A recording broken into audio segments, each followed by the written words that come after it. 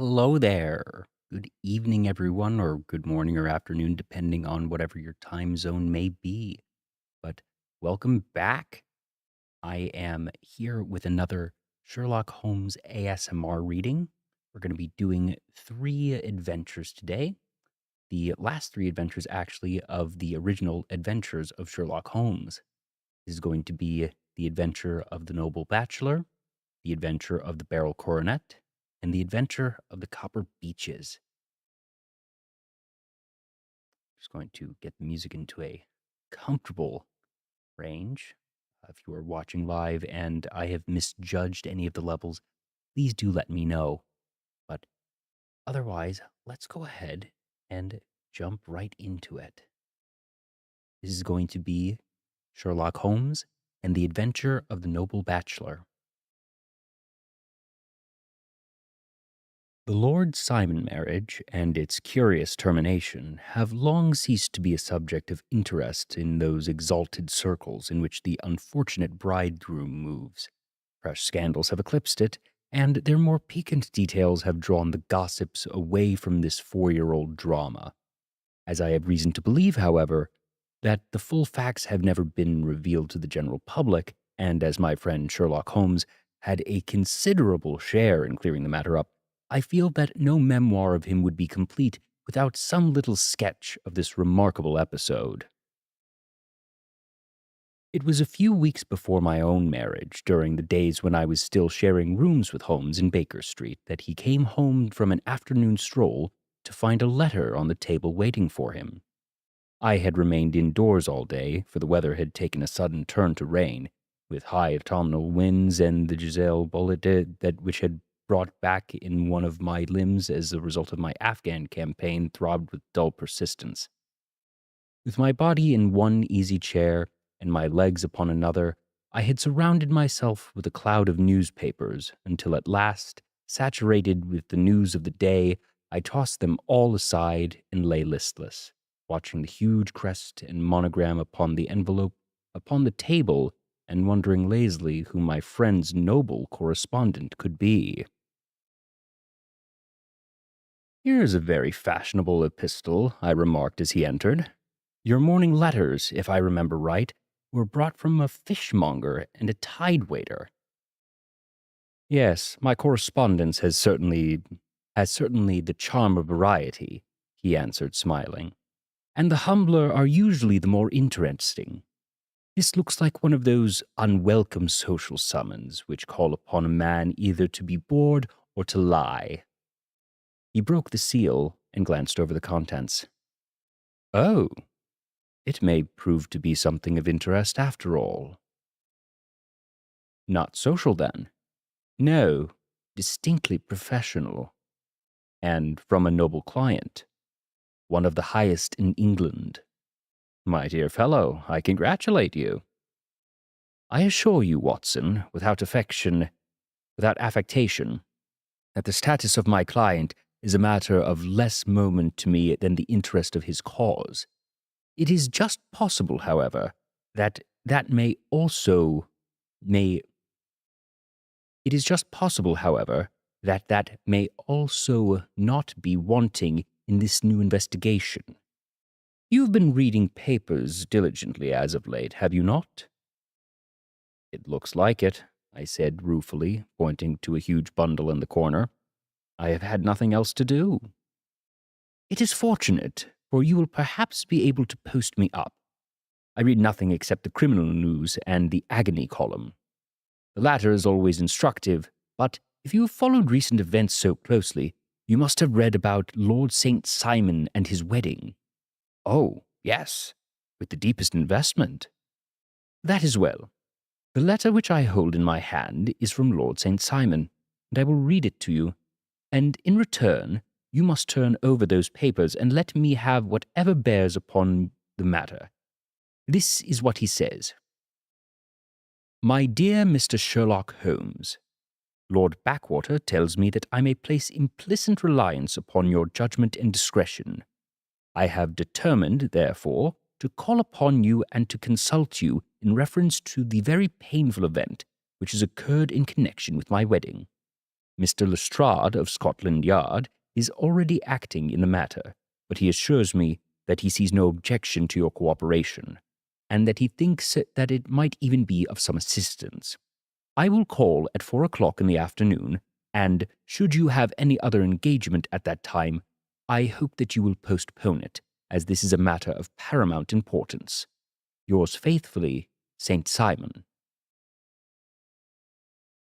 It is dated from Grosvenor Mansions, written with a quill pen, and the noble lord has had the misfortune to get a smear of ink upon the outer side of his right little finger, remarked Holmes as he folded the epistle. He says 4 o'clock. It is 3 now. He will be here in an hour. Then I have just time, with your assistance, that is, to get clear upon the subject. Turn over those papers and arrange the extracts in the order of their time, while I take a glance as to who our client is. He picked up a red-covered volume from a line of books of reference beside the mantelpiece. Ah, here he is, said he, sitting down and flattening it out upon his knee. Lord Robert Walsingham de Vere St. Simon, second son of the Duke of Balmoral. Arms azure, 3 caltrops in chief over a fess stable, born in 1846. He's a 41-year-old, which is mature for marriage. Was Undersecretary for the Colonies in a late administration.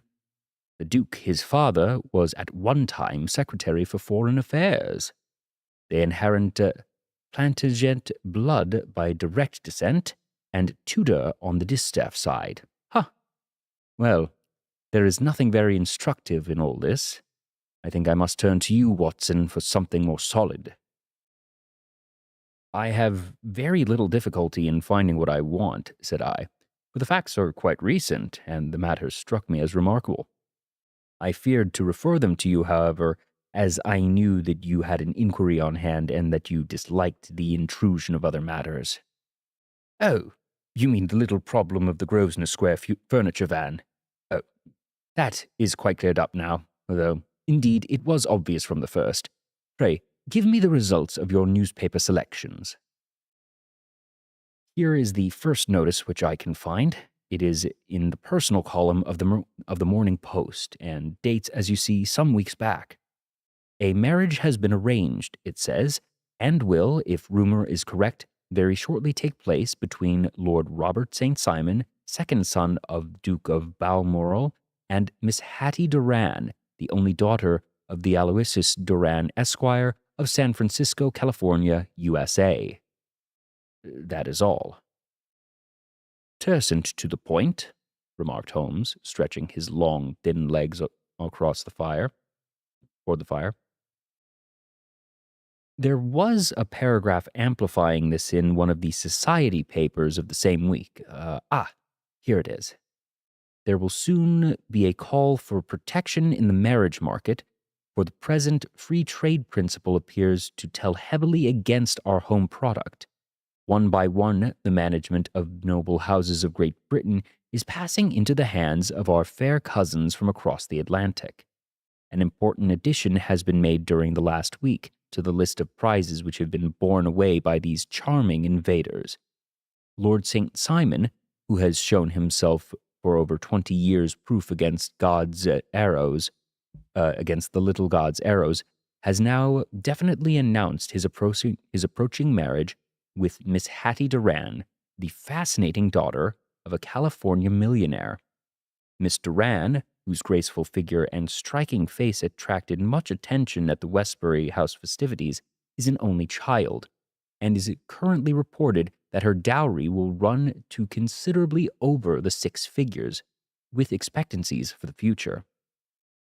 As it is an open secret that the Duke of Balmoral has been compelled to sell his pictures within the last few years, and as Lord St. Simon has no property of his own save the small estate of Birchmoor, it is obvious that the Californian heiress is not the only gainer by alliance which will enable her to make the easy and common transition from a Republican lady to a British peeress. Thank you for the follow, Hidashi-san. I hope you're enjoying. Anything else? Asked Holmes, yawning. Oh, yes, plenty. There is another note in the Morning Post to say that the marriage would be an absolutely quiet one, and that it would be at St. George's, Hanover Square, that only half a dozen intimate friends would be invited, and that the party would return to the furnished house at Lancaster Gate, which has been taken by Mr. Aloysius Duran. 2 days later, that is, on Wednesday last, there is a curt announcement that the wedding had taken place, and that the honeymoon would be passed at Lord Backwater's place near Petersfield. Those are all the notices which appeared before the disappearance of the bride. Before the what? Asked Holmes with a start. The vanishing of the lady. When did she vanish, then? At the wedding breakfast. Indeed. This is more interesting than it promised to be. Quite dramatic, in fact. Yes, it struck me as being a little out of the common. They often vanish before the ceremony, and occasionally during the honeymoon, but I cannot call to mind anything quite so prompt as this. Pray, let me have the details. I warn you that they are very incomplete. Perhaps we may make them less so.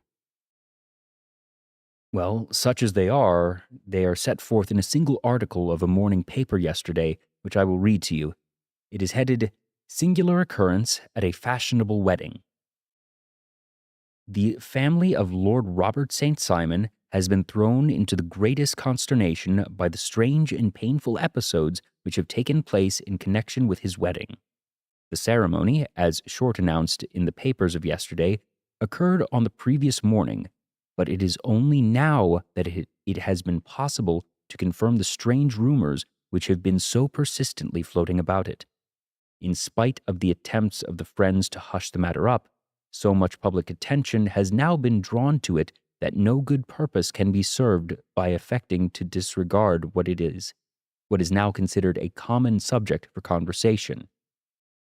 The ceremony, which was performed at St. George's, Hanover Square, was a very quiet one, no one being present save the father of the bride, Mr. Aloysius Duran, the Duchess of Balmoral, Lord Backwater, Lord Eustace and Lady Clara St. Simon, the younger brother and sister of the bridegroom, and Lady Alicia Whittington. The whole party proceeded afterwards to the house of Mr. Aloysius Duran at Lancaster Gate, where breakfast had been prepared. It appeared that some little trouble was caused by a woman, whose name has not been ascertained, who endeavored to force her way into the house after the bridal party, alleging that she had some claim upon Lord St. Simon. It was only after a painful and prolonged scene that she was ejected by the butler and the footman. The bride, who had fortunately entered the house before this unpleasant interruption, had sat down to breakfast with the rest, when she complained of a sudden indisposition and retired to her room. Her prolonged absence having caused some comment, her father followed her, but learned from her maid that she had only come up to her chamber for an instant, caught up in an ulster and bonnet, and then hurried down to the passage. One of the footmen declared that he had seen a lady leave the house thus apparelled, but had refused to credit that it was his mistress, believing her to be with the company.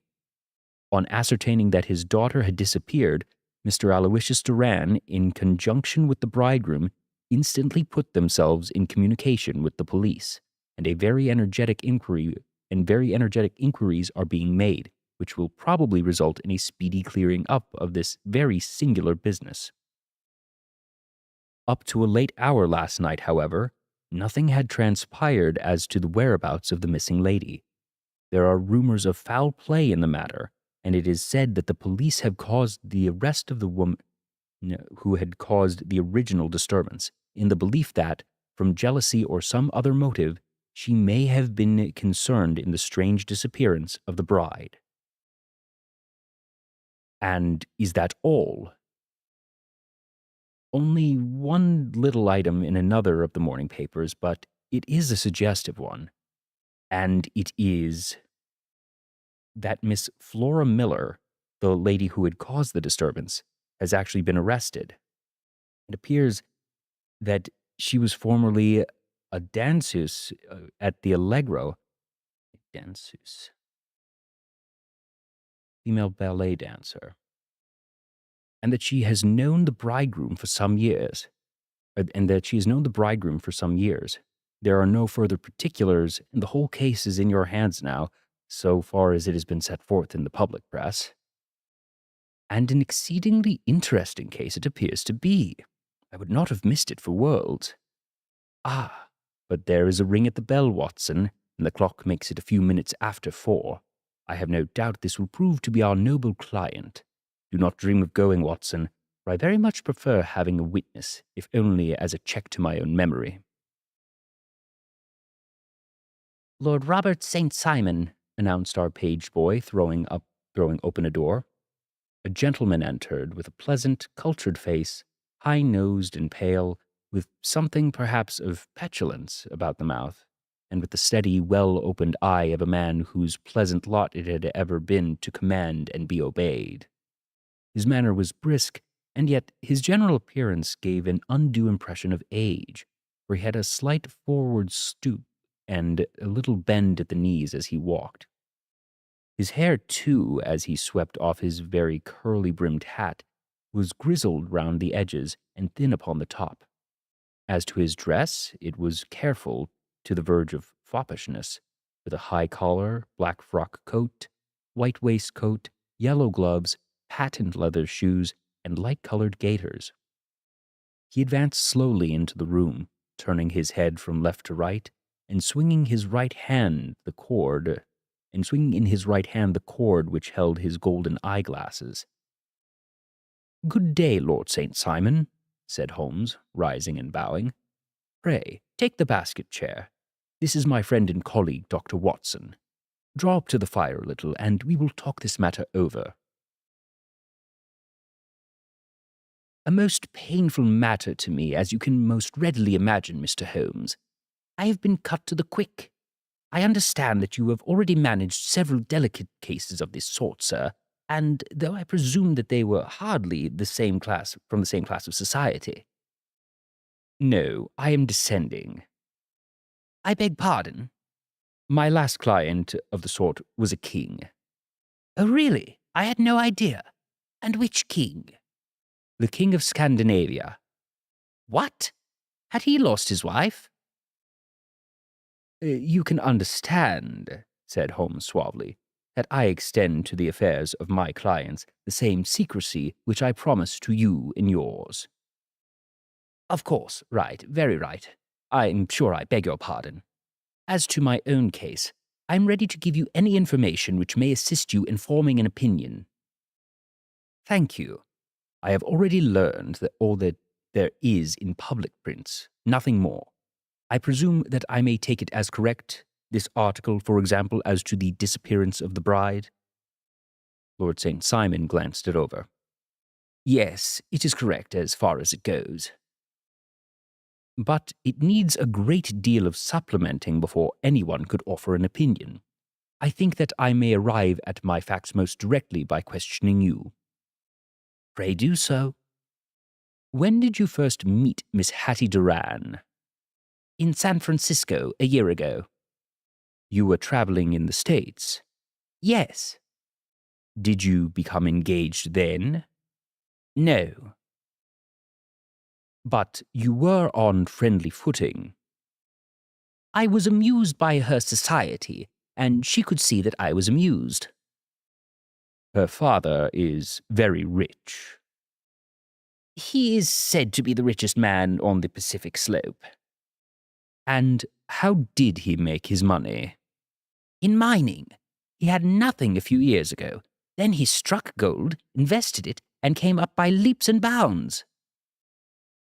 "Now, what is your own impression as to the young lady's, your wife's, character?" The nobleman swung his glasses a little faster and stared down into the fire. "You see, Mr. Holmes, my wife was 20 before her father became a rich man. During that time, she ran free in a mining camp and wandered through woods or mountains, so that her education has come from nature rather than from the schoolmaster. She is what we call in England a tomboy, with a very strong nature, wild and free, unfettered by any sort of traditions. She is impetuous, volcanic, I was about to say. She is swift in making up her mind and fearless in carrying out her resolutions. On the other hand, I would not have given her the name which I have the honor to bear. Gave a stately cough. Had I not thought her to be at bottom a noble woman, I believe that she is capable of heroic self-sacrifice, and that anything dishonorable would be repugnant to her. Have you brought her photograph? I brought this with me.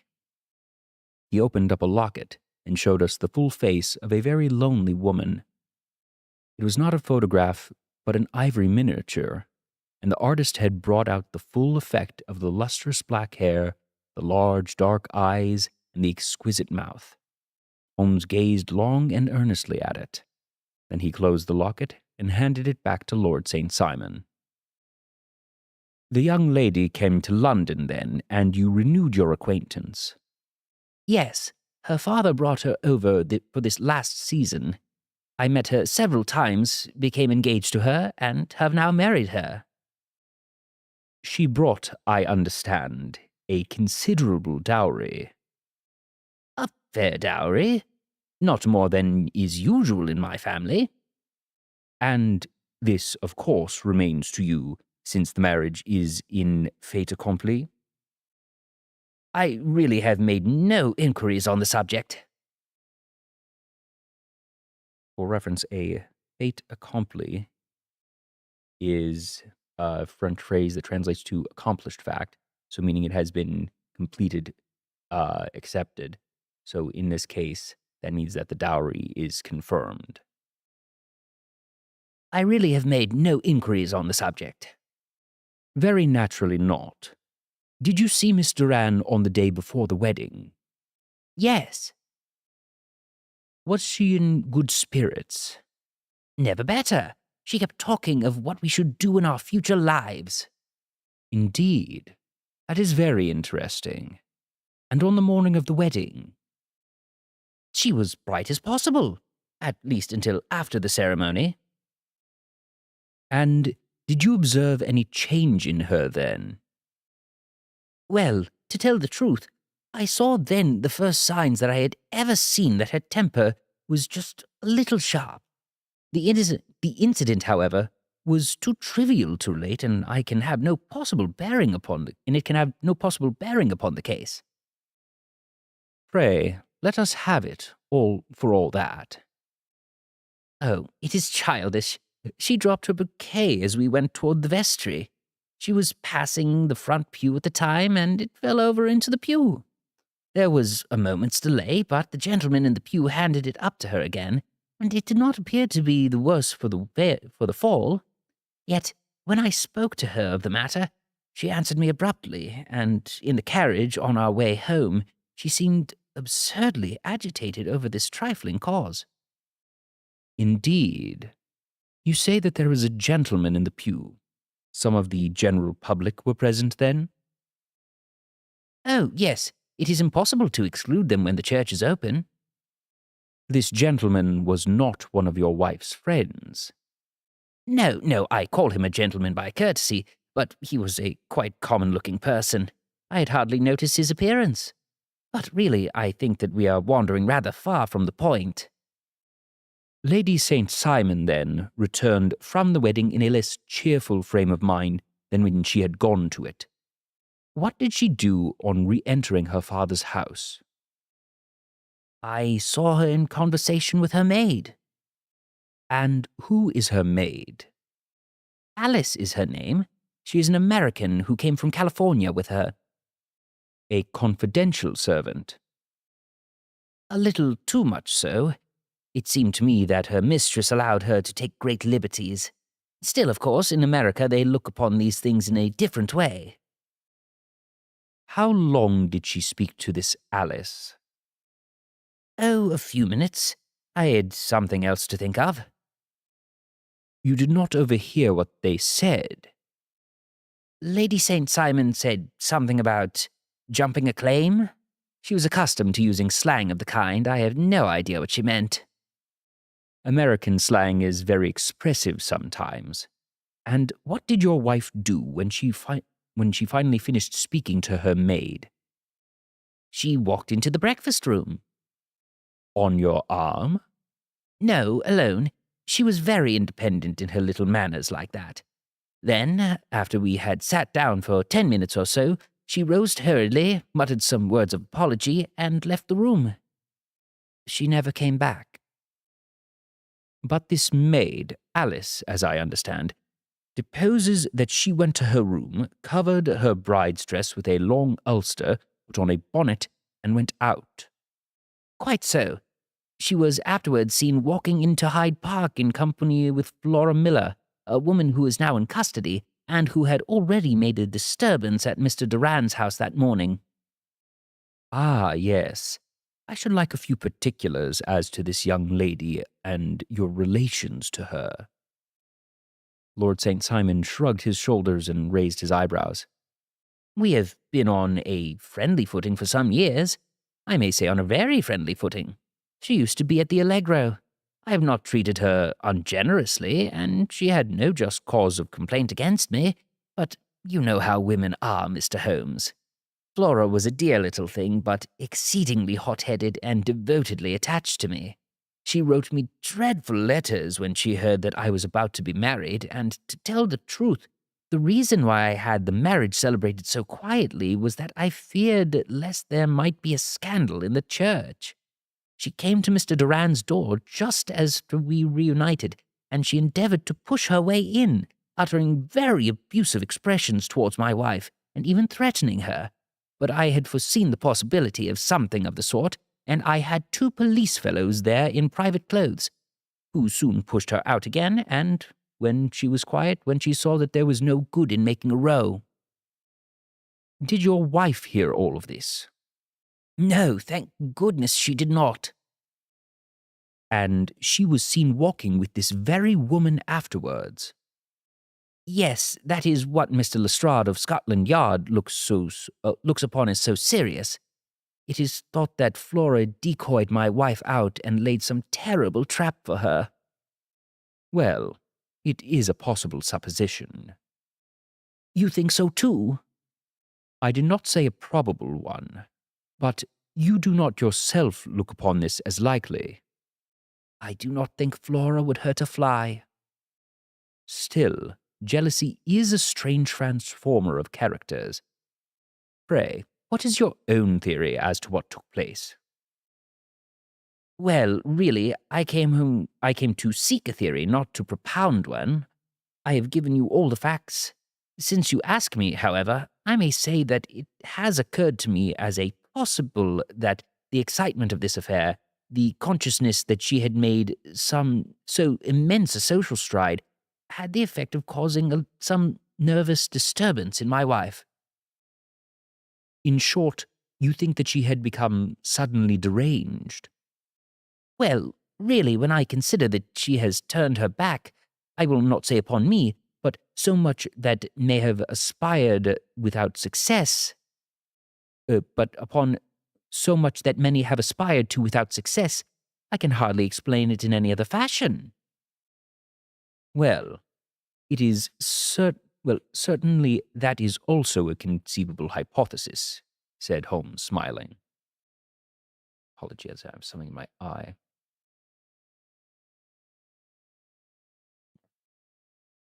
And now, Lord St. Simon, I think that I have nearly all the data. May I ask whether you were seated at the breakfast table so that you could see out the window? We could see the other side of the road and the park. Quite so. Then I do not think that I need to detain you any longer. I shall communicate with you. Should you be fortunate enough to solve this problem, said our client, rising. I have solved it. Eh? What was that? I said I have solved it. Where then is my wife?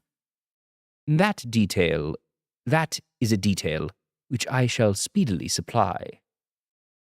Lord St. Simon shook his head. I am afraid that it will take wiser heads than yours or mine," he remarked, and bowing in a stately, old-fashioned manner, he departed. "It is very good of Lord St. Simon to honour my head by putting it on a level with his own," said Sherlock Holmes, laughing. "And I think that I shall have a whisky and a soda and a cigar after all this cross-questioning. I had formed my conclusions as to the case before our client came into the room." "My dear Holmes!"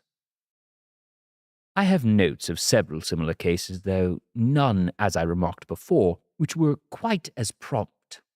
My whole examination served to turn my conjecture into a certainty. Circumstantial evidence is occasionally very convincing, as when you find a trout in the milk, to quote Thoreau's example." "But I have heard all that you have heard." "Without, however, the knowledge of pre-existing cases which serves me so well. There was a parallel instance in Aberdeen some years back, and something on very much the same lines at Munich, the year after the Franco-Prussian War. It is one of those cases. But hello, here is Lestrade. Good afternoon, Lestrade. You'll find an extra tumbler upon the sideboard, and there are cigars in the box." The official detective was attired in a pea-jacket and a cravat, which gave him a decidedly nautical appearance, and he carried a black canvas bag in his hand. With a short greeting, he seated himself and lit the cigar which had been offered to him. "What's up, then?" asked Holmes with a twinkle in his eye. "You look dissatisfied." Strange to see Sherlock Holmes say, "What's up?" Even then, that wasn't a very common phrase. "And I feel dissatisfied. It is this infernal St. Simon marriage case. I can make neither head nor tails of the business." "Really? You surprise me." "Who ever heard of such a mixed affair? Every clue seems to slip through my fingers. I'd been at work upon it all day." "And very wet it seems to have made you," said Holmes, laying his hand upon the arm of the pea-jacket. "Yes, I've been dragging the Serpentine." "In heaven's name, what for?" "In search of the body of Lady St. Simon." Sherlock Holmes leaned back in his chair and laughed heartily. Have you dragged the basin of the Trafalgar Square fountain?" "Why? What do you mean?" "Because you have just as good a chance of finding the lady in one of those as the other." Lestrade shot an angry glance at my companion. "I suppose you know all about it," he snarled. "Well, I have only just heard the facts, but my mind is made up." "Oh, indeed. Then you think that the Serpentine plays no part in the matter?"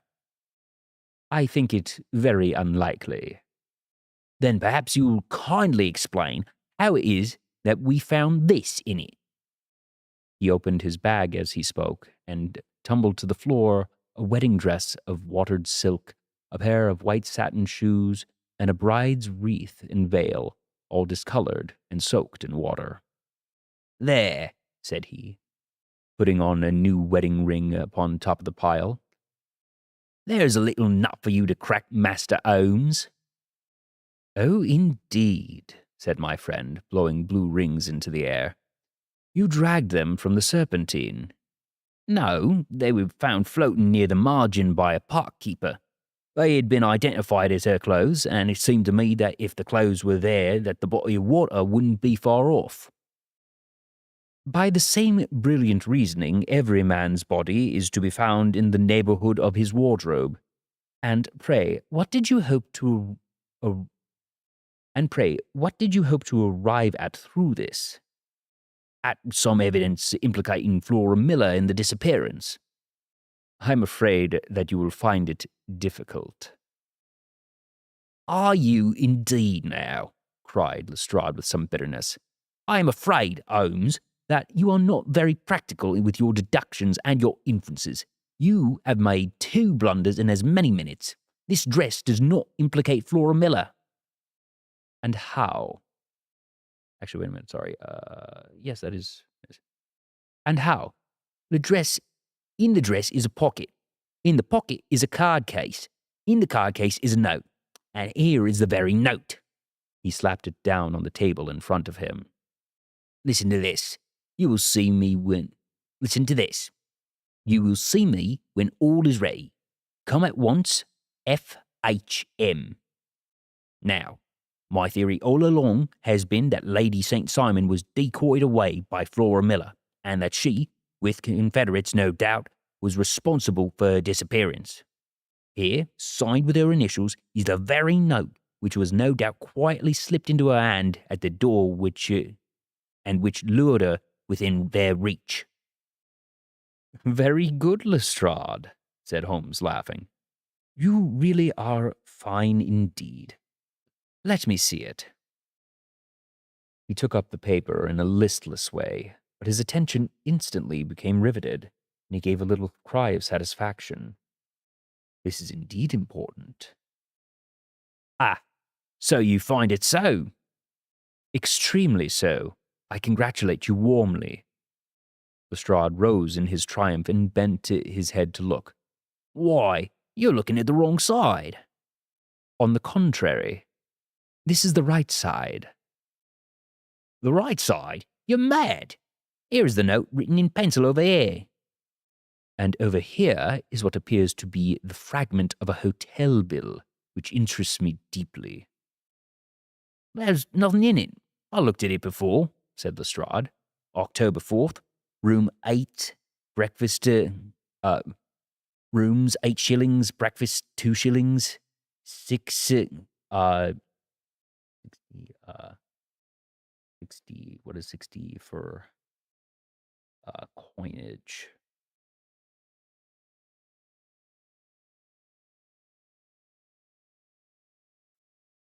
£2.06. D is pence, I see.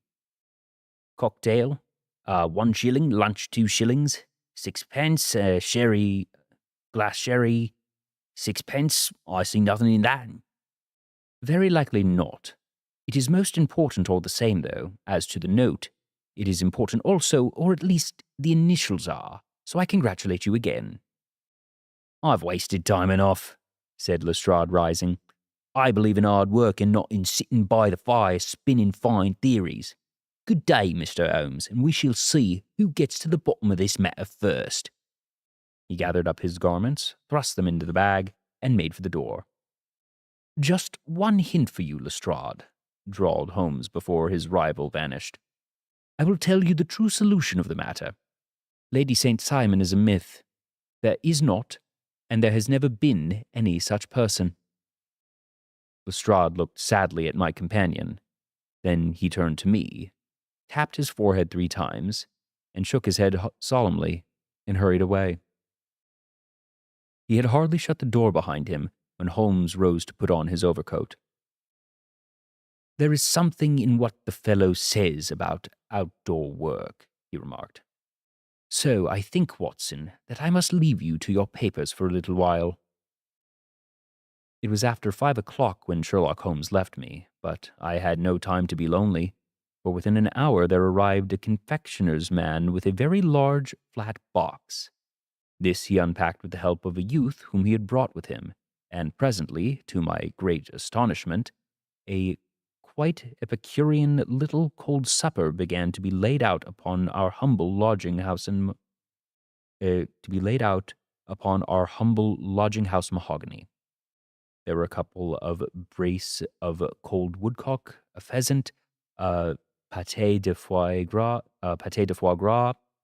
with a group of ancient and cobwebby bottles.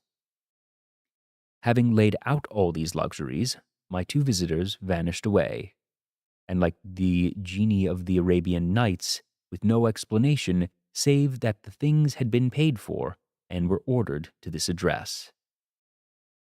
Just before 9 o'clock, Sherlock Holmes stepped briskly into the room. His features were gravely set, but there was a light in his eyes which made me think that he had not been disappointed in his conclusions. "They have laid the supper, then," he said, rubbing his hands. "You seem to be expecting company. They have laid for 5. "Yes, I fancy we may have some company dropping in," he said. I am surprised that Lord St. Simon has not already arrived. Ha! I fancy that I hear his step now upon the stairs. It was indeed our visitor of the afternoon who came bustling in, dangling his glasses more vigorously than ever, and with a very perturbed expression upon his aristocratic features. "My messenger reached you, then?" asked Holmes.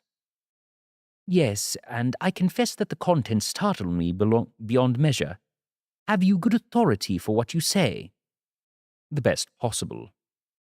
Lord St. Simon sank into a chair and passed his hand over his forehead. "What will the Duke say," he murmured, "when he hears that one of the family has been subjected to such humiliation?" "It is the purest accident. I cannot allow that there is any humiliation." "Ah, you look on these things from another standpoint." "I fail to see that anyone is to blame. I can hardly see how the lady could have acted otherwise, though her abrupt method of doing it was undoubtedly to be regretted. Having no mother, she had no one to advise her at such a crisis." "It was a slight, sir, a public slight," said Lord St. Simon, tapping his fingers upon the table. "You must make allowance for this poor girl placed in so unprecedented a position." "I will make no allowance. I am very angry indeed, and I have been shamefully used." "I think I heard a ring," said Holmes. "Yes, there are steps on the landing. If I cannot persuade you to take a lenient view of the matter, Lord St. Simon, I have brought an advocate here who may be more successful." He opened the door and ushered in a lady and gentleman. "Lord St. Simon," said he, "allow me to introduce you to Mr. and Mrs. Francis A. Moulton. The lady, I think, you have already met." At the sight of these newcomers, our client had sprung from his seat and stood very erect, with his eyes cast down and his hands thrust into the breast pocket of his frock coat, a picture of offended dignity. The lady had taken a quick step forward and held out her hand to him, but he refused to raise his eyes. It was as well for his resolution, perhaps, for her pleading face was one which was hard to resist. "You're angry, Robert," said she. "Well, I guess you have every cause to be." "Pray make no apology to me," said Lord St. Simon bitterly. "Oh, yes, I know I have treated you real bad, and that I should have spoken to you before I went. But I was Oh, wait, sorry, she's Californian. I don't have an accent for her. Oh, yes, I know that I have treated you real bad, and that I should have spoken to you before I went, but I was kind of rattled. And from the time when I saw Frank here again, I just didn't know what to do, what I was doing or was saying. I only wonder I didn't fall down and do a faint right there before the altar."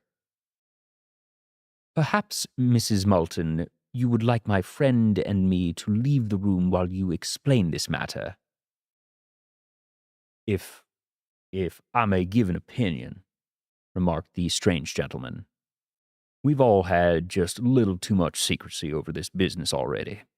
For my part, I should like all Europe and America to hear the rights of it." He was a small, winily sunburnt man, clean-shaven, with a sharp face and alert manner. "Then I'll tell our story right away," said the lady. "Frank here and I met in '84 in McQuire's camp near the Rockies where Pa was working a claim. We were engaged to each other, Frank and I, but then one day Father struck a rich pocket and made a pile while poor Frank here had a claim that petered out and came to nothing. The richer Pa grew, the poorer was Frank. So, at last, Pa wouldn't hear of our engagement lasting any longer, and he took me away to Frisco. Frank wouldn't throw up his hand, though, so he followed me here, and he saw me without Pa knowing anything about it. It would have only made him mad to know, so we just fixed it all up ourselves. Frank said that he would go and make his pile too, and never come back to claim me until he made as much as Pa. So then I promised to wait for him till the end of time and pledged myself not to marry anyone else while he lived. Why shouldn't we be married right away then? Said he, and then I will feel sure of you, and I won't claim to be your husband until I come back. Well, we talked it over, and he had fixed it up so nicely with the clergyman and ready and waiting that we just did it right there. And then Frank went off to seek his fortune, and I went back to Pa. The next I heard of Frank was that he was in Montana, and then went prospecting in Arizona. Then I heard of him from New Mexico, and after that came a long newspaper story about how a miners' camp had been attacked by Apache Indians. There was my Frank's name among the killed. I fainted dead away, and I was very sick for months after. Pa thought I had a decline and took me to half the doctors in Frisco. Not a word of news came for a year or more, so that I never doubted that Frank really was dead. Then Lord St. Simon came to Frisco, and we came to London, and a marriage was arranged, and Pa was very pleased, but I felt all the time that no man on earth would ever take the place in my heart that had been given to my poor Frank. Still, if I had married Lord St. Simon, of course, I'd have my duty done by him. We can't command our love, but we can command our actions. I went to the altar with him with the intention to make him just as good a wife as it was in me to be. But you may imagine what I felt when, just as I came to the altar rails, I glanced back and saw Frank standing and looking at me out of the first pew. I thought it was a ghost at first, but when I looked again, there he was still, with a kind of question in his eyes, as if to ask me whether I was glad or sorry to see him. I wonder I didn't drop. I know that everything was turning round, and the words of the clergyman were just like the buzz of a bee in my ear. I didn't know what to do. Should I stop the service and make a scene in the church? Glanced at him again, and he seemed to know that I was thinking, for he raised his finger to his lips to tell me to be still. Then I saw him scribble on a piece of paper, and I knew that he was writing me a note. As I passed his pew on the way out, I dropped my bouquet over him, and he slipped the note into my hand when he returned the flowers to me. It was only a line asking me to join him when I made a sign, when he made the sign for me to do so. Of course, I never doubted for a moment that my first duty was now to him, and I determined to do just whatever he might direct. When I got back, I told my maid, who had known him in California and had always been his friend. I ordered her to say nothing but to get a few things packed and my ulster ready. I know I ought to have spoken to Lord St. Simon, but it was dreadful hard before his mother and all those great people. I just made up my mind to run away and explain afterwards. I hadn't been at the table 10 minutes when I saw Frank out of the window on the other side of the road. He beckoned to me and then began walking into the park. I slipped out, put on my things, and followed him. Some woman came talking something or other about Lord St. Simon to me. It seemed to me that from the little I heard, it as if she had a secret of his own before marriage also. But I managed to get away from her and soon overtook Frank. We got into a cab together and we drove to some lodgings he had taken in Gordon Square, and that was my true wedding after all those years of waiting. Frank had been a prisoner among the Apaches, had escaped, come on to Frisco, found that I'd given him up for dead and had gone to England. Followed me there, came upon me at last on the very morning of my second wedding. I saw it in the paper, explained the American. It gave the name and the church, but not where the lady lived. Then we had a talk as to what we should do, and Frank was all for openness. But I was so ashamed of it all that I felt as if I should like to vanish away and never see any of them again. Just sending a line to Pa, perhaps, to show him that I was alive. It was awful of me to think all those lords and ladies sitting round that breakfast table and waiting for me to come back, so Frank took my wedding clothes and some things, made a bundle of them so that I should not be traced, and dropped them away somewhere where no one could find them. It's likely that we should have gone on to Paris tomorrow, only that this good gentleman, Mr. Holmes, came round to us this evening, though how he found us is more than I can think, and he showed us very clearly and kindly that I was wrong and that Frank was right, that we should be putting ourselves in the wrong if we were so secret. Then he offered to give us a chance of talking to Lord St. Simon alone, and so we came right round to his rooms at once. Now, Robert, you've heard it all, and I am very sorry if I have given you pain, and I hope that you do not think very meanly of me. Lord St. Simon had by no means relaxed his rigid attitude, but had listened with a frowning brow and a compressed lip to this long narrative. "Excuse me," he said, "but it is not my custom to discuss my most intimate personal affairs in this public manner." "Then you won't forgive me? You won't shake hands before I go?" "Oh, certainly, if it would give you any pleasure." He put out his hand coldly and grasped that which she extended to him. "I had hoped," suggested Holmes, "that you would have joined us in a friendly supper." "I think that there you ask a little too much," responded his lordship. "I may be forced to acquiesce in these recent developments, but I can hardly be expected to make merry over them, and I think, with your permission, that I will now wish you all a very good night." He included us all in a sweeping bow and stalked out of the room.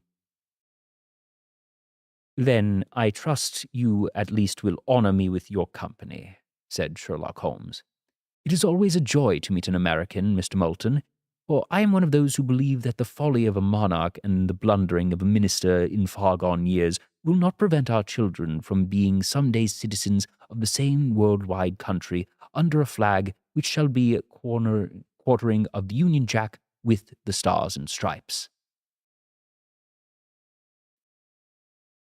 "The case has been an interesting one," remarked Holmes when our visitors had left us, "because it serves to show very clearly how simple the explanation may be of an affair which at first seems to be almost inexplicable. Nothing could be more natural than the sequence of events as narrated by this lady, nothing stranger than the result when viewed, for instance, by Mr. Lestrade of Scotland Yard." "You were not yourself at fault at all, then?" "From the first, two facts were very obvious to me. The one, that the lady had been quite willing to undergo the wedding ceremony. The other, that she had repented of it within a few minutes of returning home. Obviously, something had occurred during the morning, then, to cause her to change her mind. What could that something be? She could not have spoken with anyone when she was out, for she had been in the company of the bridegroom. Had she seen someone then? If she had, it must have been someone from America, because she had spent so short a time in this country that she could hardly have allowed anyone to acquire so deep an influence over her that the mere sight of him would induce her to change her plans so completely. You see, we have already arrived by process of we have already arrived by a process of exclusion at the idea that she might have seen an American. Then, who could this American be? Why should he possess so much of an influence over her? It might be a lover, it might be a husband. Her young womanhood had, I knew, been spent in rough scenes and under strange conditions. So far as I had got before I ever heard the Lord Simon's narrative, when he told us of a man in the pew, of the change in the bride's manner, of so transparent a device for obtaining a note as dropping of a bouquet, of her resort to her confidential maid, and of her very significant allusion to claim jumping, which in miners' parlance means taking possession of that which another person has a prior claim to, the whole situation becomes absolutely clear. She had gone off with a man, and the man was either a lover or a previous husband, the chances of being in favor of the latter. And how in the world did you find them? It might have been difficult, but friend Lestrade held information in his hand, the value of which he himself did not know. The initials were, of course, of the highest importance, but more valuable still to it was to know that within a week he had settled a bill at one of the most select hotels in London. By how did you deduce select? By select prices. 8 shillings for a bed and 8 pence for a glass of sherry pointed to one of the most expensive hotels. There are not many in London which charge at that rate.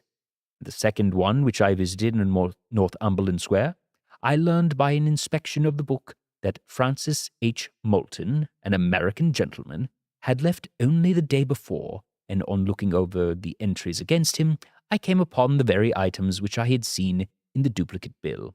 His letters were forwarded to 226 Gordon Square, so thither I travelled, and being fortunate enough to find the loving couple at home, I ventured to give them some paternal advice, and to point out to them that it would be better in every way that they should make their position a little clearer to both the general public and to Lord St. Simon in particular. I invited them to meet me here, and, as you see, I made him keep the appointment. But with no very good result, I remarked. His conduct was certainly not very gracious. Ah, Watson, said Holmes, smiling. Perhaps you would not be very gracious either if, after all the trouble of wooing and wedding, you found yourself deprived in an instant of a wife and of fortune. I think that we may judge Lord St. Simon very mercifully, and thank our stars that we are never likely to find ourselves in the same position. Draw up a chair and hand me my violin, for the only problem we still have is to solve how to while away these bleak autumnal evenings. And that is Sherlock Holmes and the Adventure of the Noble Bachelor. It's a fun little one, very simple in its scope. No deaths, no great betrayals, just a simple story, a simple deception that becomes something much more opaque by design, but that, as with many things in Sherlock Holmes and in mysteries and in life, sometimes there is indeed a very simple explanation.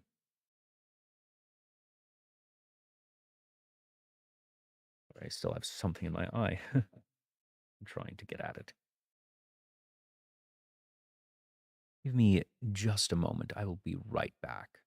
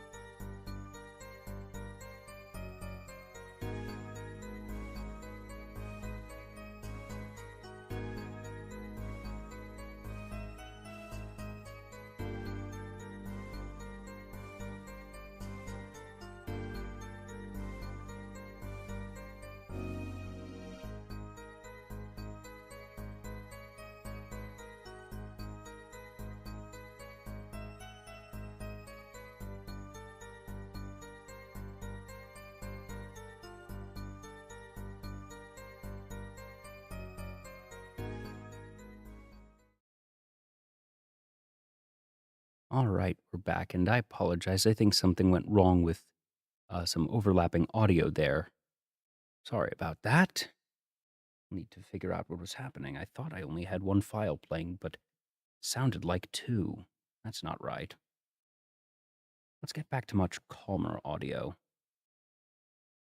By the way, again, I hope that the BGM I have playing from Ace Attorney, a very appropriate one, I feel, for the content being read.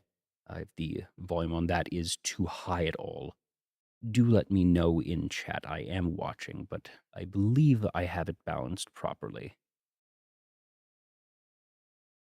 Now then, we are moving on to Sherlock Holmes and the Adventure of the Beryl Coronet. Holmes, I said as I stood one morning in our bow window looking down at the street, here is a madman coming along. It seems rather sad that his relatives should allow him to come out alone.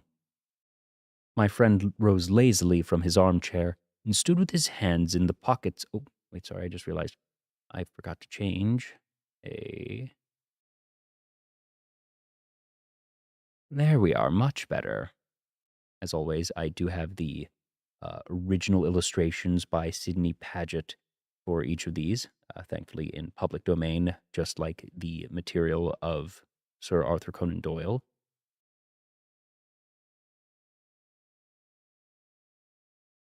My friend rose lazily from his armchair and stood with his hands in the pockets of his dressing gown, looking over my shoulder. It was a bright, crisp February morning, and the snow of the day before still lay deep upon the ground, shimmering brightly in the wintry sun. Down the center of Baker Street, it had been plowed into a brown, crumbly band by the traffic, but at either side and on the heaped-up edges of the footpaths, it still lay as white as when it fell. The gray pavement had been cleared and scraped, but was still dangerously slippery, so that there were fewer passengers than usual. Indeed, from the direction of the Metropolitan Station, no one was coming save the single gentleman whose eccentric conduct had drawn my attention. He was a man of about 50, tall, portly, and imposing, with a massive, strongly marked face and a commanding figure. He was dressed in a somber yet rich style, in a black frock coat, shinning hat, neat brown gaiters, and well-cut pearl gray trousers. Yet his actions were in absurd contrast to the dignity of his dress and features, for he was running hard with occasional little springs, such as a weary man gives who is little accustomed to set any tax upon his legs. As he ran, he jerked his hands up and down, waggled his head, and writhed his face into the most extraordinary contortions. "What on earth can be the matter with him?" I asked. "He's looking up and down at the numbers of the houses." "I believe that he is coming here," said Holmes, rubbing his hands. "Here?" "Yes. I rather think he is coming to consult me professionally. I think that I recognize the symptoms. Huh, did I not tell you?" As he spoke, the man, puffing and blowing, rushed at our door and pulled at our bell until the whole house resounded with the clanging. A few moments later, he was in our room, still puffing, still gesticulating, but with so fixed a look of grief and despair in his eyes that our smiles were turned in an instant to horror and pity. For a while, he could not get his words out, but swayed his body and plucked at his hair like one who had been driven to the extreme limits of his reason. Then, suddenly springing to his feet, he beat his head against the wall with such force that we both rushed upon him and tore him away to the center of the room. Sherlock Holmes pushed him down into the easy-chair and, sitting beside him, patted his hand and chatted with him in the easy, soothing tones which he knew so well how to employ. "You have come to tell me your story, have you not?" said he. "You are fatigued with your haste. Pray wait until you have recovered yourself, and then I shall be most happy to look into any little problem which you may submit to me." The man sat for a minute or more with a heaving chest, fighting against his emotion. Then he passed a handkerchief over his brow, set his lips tight, and turned his face toward us. "No doubt you think me mad," said he. "I see that you have had some great trouble," responded Holmes. "God knows I have. A trouble which is enough to unseat my reason. So sudden and so terrible is it. Public disgrace I might have faced, although I am a man whose character has never yet borne a stain. Private affliction also is the lot of every man, but the two coming together, and in so frightful a form, has been enough to shake my very soul. Besides, it is not I alone. The very noblest in the family may suffer unless some way is found out of this horrible affair." "Pray, compose yourself, sir," said Holmes, "and let me have a clear account of who you are and what it is that has befallen you." "My name," answered our visitor, "is probably familiar to your ears. I am Alexander Holder, of the banking firm of Holder and Stevenson of Threadneedle Street." The name was indeed well known to us as belonging to the senior partner and second largest private banking concern in the city of London. What could have happened, then, to bring one of the foremost citizens of London to this most pitiable pass? We waited, all curiosity, until, with another effort, he braced himself to tell us his story. "I feel time is of value," said he. "That is why I hasted here with the police when the police inspector suggested that I should secure your cooperation. I came to Baker Street by the Underground and hurried from there on foot, for the cabs go slowly through this snow. That is why I am so out of breath, for I am a man who takes very little exercise. I feel better now, and I will put the facts before you as shortly and yet as clearly as I can. It is, of course, well known to you that in a successful banking business, as much depends upon our being able to find remunerative investments for our funds as upon our increasing connection and the number of our depositors. One of our most lucrative means of laying out money is in the shape of loans, where the security is unimpeachable. We have done a good deal in this direction during the last few years, and there are many noble families who we have advanced large sums of money upon the security of their pictures, liberties, or plate. Yesterday morning I was seated in my office at the bank when a card was brought to me by one of the clerks. I started when I saw the name, for it was that of none other than, well, perhaps even to you I had better say no more than that it was a name which is a household word all over the earth, one of the highest, noblest, most exalted names in England.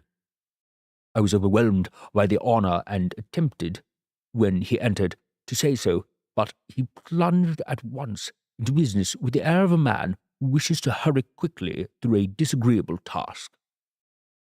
"Mr. Holder," said he, "I have been informed that you are in the habit of advancing money." "The firm does so when the security is good," I answered. "It is absolutely essential to me," said he, "that I should have £50,000 at once. I could, of course, borrow so trifling a sum 10 times over from my friends, but I much prefer to take it in a matter of business and to carry out that business myself. In my position, you can readily understand that it is unwise to place oneself under obligations." "For how long, may I ask, do you want this sum?" I asked. "Next Monday I have a large sum due to me, and I shall then most certainly repay you what you advance, with whatever interest you think it is right to charge. But it is very essential to me that the money should be paid at once." "I should be happy to advance it without further parley from my private purse," said I, "were it not that the strain would be rather more than it could bear. If, on the other hand, I am to do it in the name of the firm, then in justice to my partner, I must insist that, even in your case, every businesslike precaution should be taken." "I should very much prefer to have it so," he said, raising up a square and black morocco case, which he had laid beside his chair. You have doubtless heard of the Beryl Coronet." "One of the most precious public possessions of the Empire," said I. "Precisely." He opened the case, and there, embedded in a soft flesh-coloured velvet, lay the magnificent piece of jewellery that had been named. "There are 39 enormous barrels," said he, "and the price of the gold chasing is incalculable. The lowest estimate would put the worth of the coronet at double the sum which I have asked. I am prepared to leave it with you as my security." I took the precious case into my hands and looked it in some perplexity from it to my illustrious client. "You doubt its value?" he asked. "Not at all. I only doubt the propriety of my leaving it.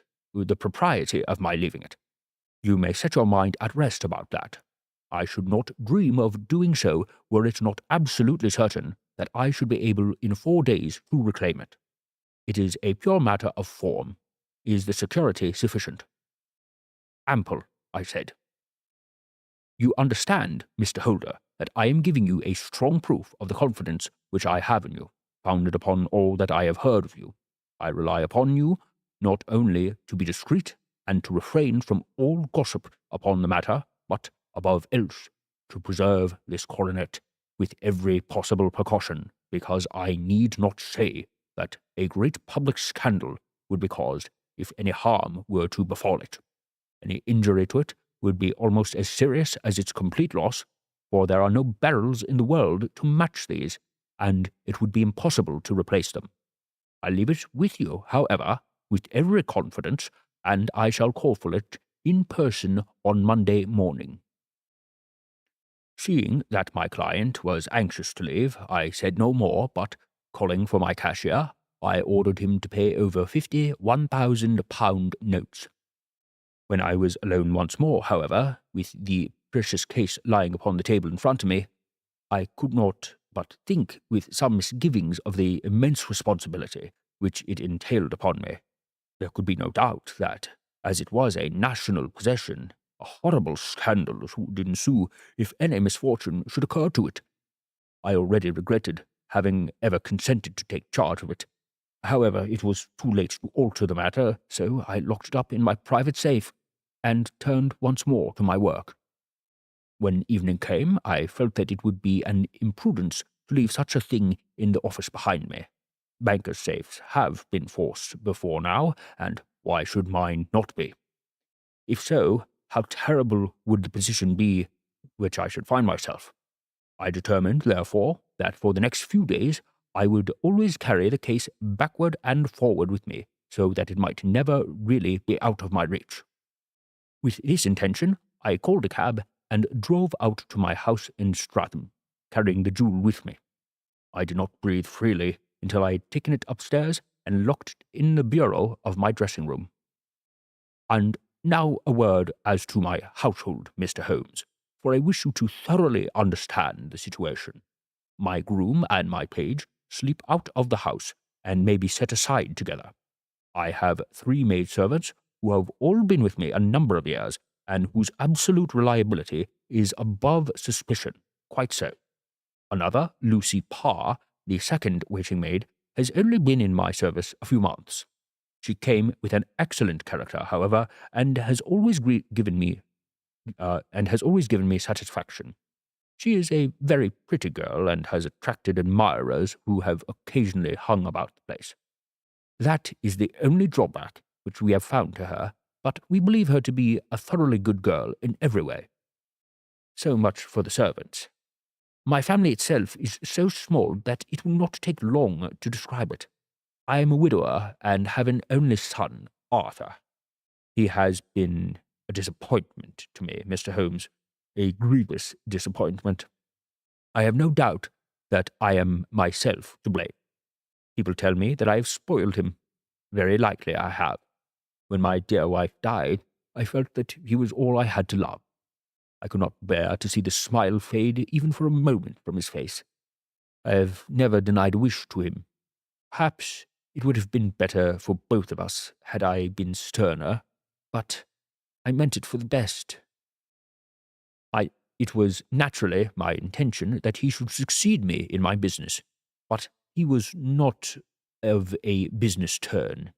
He was wild, wayward, and, to speak the truth, I could not trust him in the handling of large sums of money. When he was young, he became a member of an aristocratic club, and there, having charming manners, he was soon in the intimate of a number of men with long purses and expensive habits. He learned to play heavily at cards and to squander money on the turf, until he had again and again come to me and implore me to give him an advance upon his allowance, that he might settle his debts of honour. He tried more than once to break away from the dangerous company which he was now keeping, but each time the influence of his friend, Sir George Burnwell, was enough to draw him back in again. And, indeed, I could not wonder that such a man as Sir George Burnwell should gain an influence over him, for he has frequently brought him to my house, and I found myself that I could hardly resist the fascination of his manner. He is older than Arthur, a man of the world to his fingertips, one who has been everywhere, seen everything, a brilliant talker, and a man of great personal beauty. Yet when I think of him in cold blood, far away from the glamour of his presence, I am convinced from his cynical speech and the look which I have caught in his eyes that he is one who should be deeply distrusted.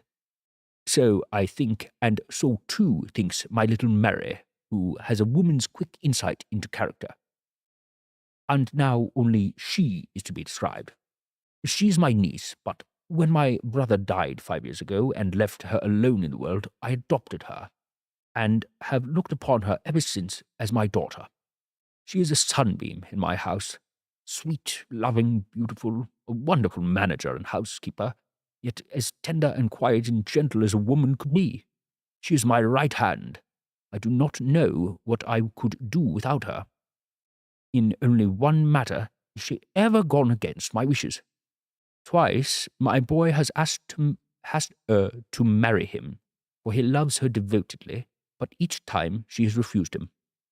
I think that if anyone could have drawn him into the right path, it would have been she, and that his marriage might have changed his whole life. But now, alas, it is too late, forever too late. Now, Mr. Holmes, you know the people who live under my roof, and I shall continue with my miserable story. When we were taking coffee in the drawing-room that night after dinner, I told Arthur and Mary my experience, and of the precious treasure which we had under our roof, suppressing only the name of my client. Lucy Parr, who had brought in the coffee, had, I'm sure, left the room, but I cannot swear that the door was closed. Mary and Arthur were very much interested, and wished to see the famous coronet, but I thought it better not to disturb it. "Where have you put it?" asked Arthur. "In my own bureau." "Well, I hope to goodness the house won't be burgled during the night," said he. "It is locked up," I answered. "Oh, any old key will fit that bureau. When I was a youngster, I have opened it myself with the key of a box-room cupboard." He often had a wild way of talking, so that I thought very little of what he said. He followed me to my room, however, that night, with a very grave face. "Look here, Dad," he said with his eyes cast down. "Can you let me have £200? "No, I cannot," I answered sharply. "I have been far too generous with you in money matters." "You have been very kind," said he, "but I must have this money, or else I can never show my face inside the club again." "And a very good thing, too," I cried. "Yes, but you would not have me leave it a dishonoured man," said he. "I could not bear the disgrace. I must raise the money in some way, and if you will not let me have it, then I must try other means." I was very angry, for this was the third demand during the month. You shall not have far You shall not have a far thing from me, I cried, on which he bowed and left the room without another word. When he had gone, I unlocked my bureau, made sure that my treasure was safe, and locked it again. Then I started to go round the house to see that all was secure, a duty which I usually leave to Mary, but which I thought it well to perform myself that night. As I came down the stairs, I saw Mary herself at the side window of the hall, which she crossed and fastened as I approached. "Tell me, Dad," she said, looking, I thought, a little disturbed. "Did you give Lucy, the maid, leave to go out tonight?" "Certainly not." "She came in just now by the back door. I have no doubt that she has only been to the side gate to see someone, but I think that she is hardly safe and should be stopped."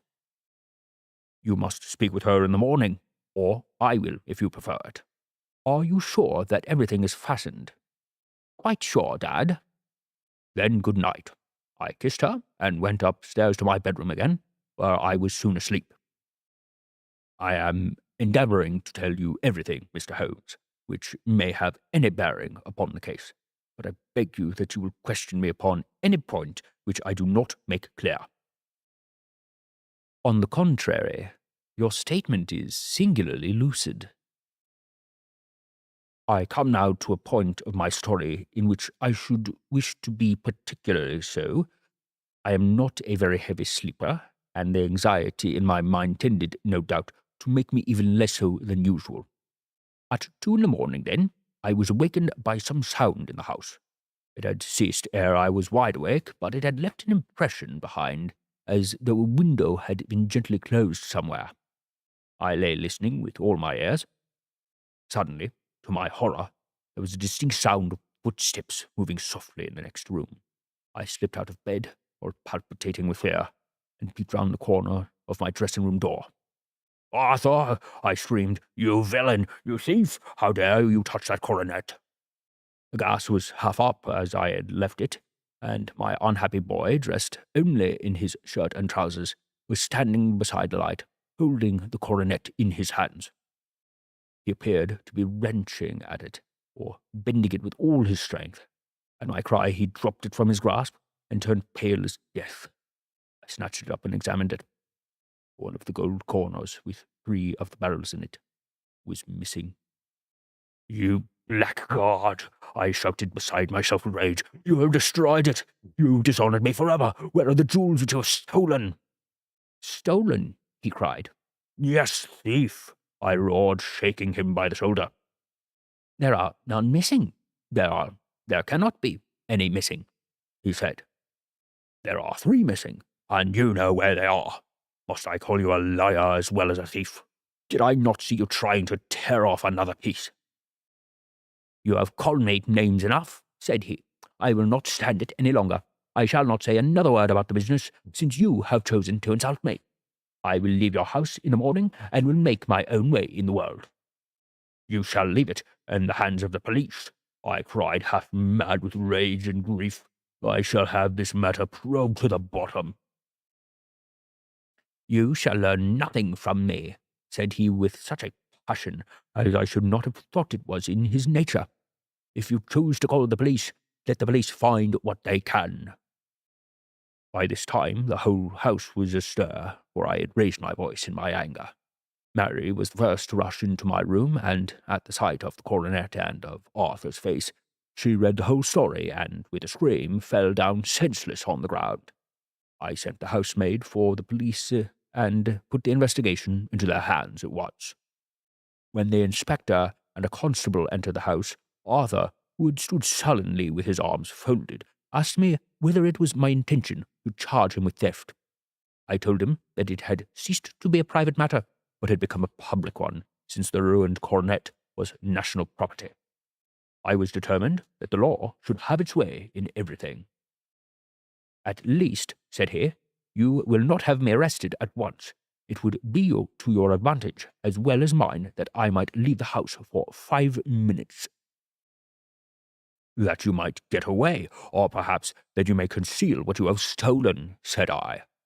And then, realizing the dreadful position in which I was placed, I implored him to remember that not only my honor, but that of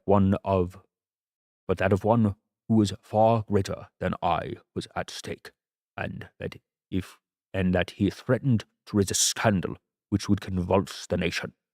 He might avert it, he might avert it all if he would but tell me what he had done with the 3 missing stones. "You may as well face the matter," said I. "You have been caught in the act, and no confession could make your guilt more heinous. But if you make such reparation as in your power by telling us where the Beryls are, all shall be forgiven and forgotten." "Keep your forgiveness on those who ask for it," he answered, turning away from me with a sneer. I saw that he was too hardened for any words of mine to have influence on him. But there was but one way for it. I called in the inspector and gave him into custody. A search was made at once, not only of his person, but of his room and of every portion of the house which he could possibly have concealed the gems. But no trace of them could be found, nor would the wretched boy open his mouth for all our persuasions and our threats. This morning he was removed to a cell, and I, after going through all the police formalities, have hurried round to you, to implore you to use your skill in unravelling the matter. The police have openly confessed that they can at present make nothing of it. You may go to any expense which you think is necessary. I have already offered a reward of £1,000. My God, what shall I do? I have lost my honour, my gems, and my son all in one night. Oh, what shall I do?" He put a hand on either side of his head and rocked himself to and fro, droning to himself like a child whose grief he has gotten beyond words. Sherlock Holmes sat silent for some few minutes, and with his brows knitted and his eyes fixed upon the fire. "Do you receive much company?" he asked. "None save my partner with his family and an occasional friend of Arthur's. Sir George Burnwell has been several times lately. No one else, I think." "Do you go out much in society?" "Arthur does. Mary and I stay at home. We neither of us care for it." "That is unusual in a young girl." "She is of a quiet nature. Besides, she is not so very young. She is 24. This matter, from what you say, seems to have been a shock to her also." "Terrible. She is even more affected than I." "You have neither of you any doubt as to your son's guilt?" "How can we, when I saw him with my own eyes with the coronet in his hands?" "I hardly consider that a conclusive proof. Was the remainder of the coronet at all injured?" "Yes, it was twisted." "Do you not think, then, that he might have been trying to straighten it?" "God bless you! You are doing all that you can for him and for me, but it is too heavy a task. What was he doing there at all? If his purpose were innocent, why did he not say so?" "Precisely. And if he were guilty, why did he not invent a lie? His silence appears to me to cut both ways. There are several singular points about the case. What did the police think of the noise which awoke you from your sleep?" "They considered that it might be caused by Arthur's closing his bedroom door." "A likely story. As if a man bent on felony would slam his door so as to wake a household. What did they say, then, of the disappearance of these gems?" "They are still sounding the planking and probing the furniture in hopes of finding them." "Have they thought of looking outside the house?" "Yes, they have shown extraordinary energy. The whole garden has already been minutely examined." "Now, my dear sir," said Holmes, Is it not obvious to you that this matter really strikes very much deeper than either you or the police were first inclined to think? It appeared to you to be a simple case. To me, it seems exceedingly complex. Consider what is involved by your theory. You suppose that your son came down from his bed, went at great risk to your dressing room, opened your bureau, took out your coronet, broke off by main force a small portion of it, went off to some other place, concealed 3 gems out of 39 with such skill that nobody can find them, and then returned the other 36 into the room which he exposed himself to the greatest danger of being discovered. I ask you now, is such a theory tenable? But what other is there? Cried the banker, with a gesture of despair. If his motives were innocent, why did he not explain them? It is our task to find that out, replied Holmes. So now, if you please, Mr. Holder, we will set off for Streatham together, and devote an hour to glancing a little more closely into the details. My friend insisted upon my accompanying them in their expedition, which I was eager enough to do, for my curiosity and sympathy were deeply stirred by the story to which we had listened. I confess that the guilt of the banker's son appeared to me to be as obvious as it did to his unhappy father, but still I had such faith in Holmes's judgment that I felt that there must be some grounds for hope as long as he was dissatisfied with the accepted explanation. He hardly spoke a word the whole time out to the southern suburb, but sat with his chin upon his breast and his hat drawn over his eyes, sunk into the deepest thought. Our client appeared to have taken fresh heart at the little glimpse of hope which had been presented to him, and even broke into a desultory chat with me over his business affairs. A short railway journey and a shorter walk brought us to Fairbank, the modest residence of the great financier. Fairbank was a good-sized square house with white stone, standing back a little from the road. A double-carriage sweep, a snow-clad lawn, stretched down in front to 2 large iron gates which closed the entrance. On the right side was a small wooden thicket which led into a narrow path between 2 neat hedges stretching from the road to the kitchen door and forming the tradesman's entrance. On the left ran a lane which led to the stables, and was not itself within the grounds at all, being a public but little used thoroughfare.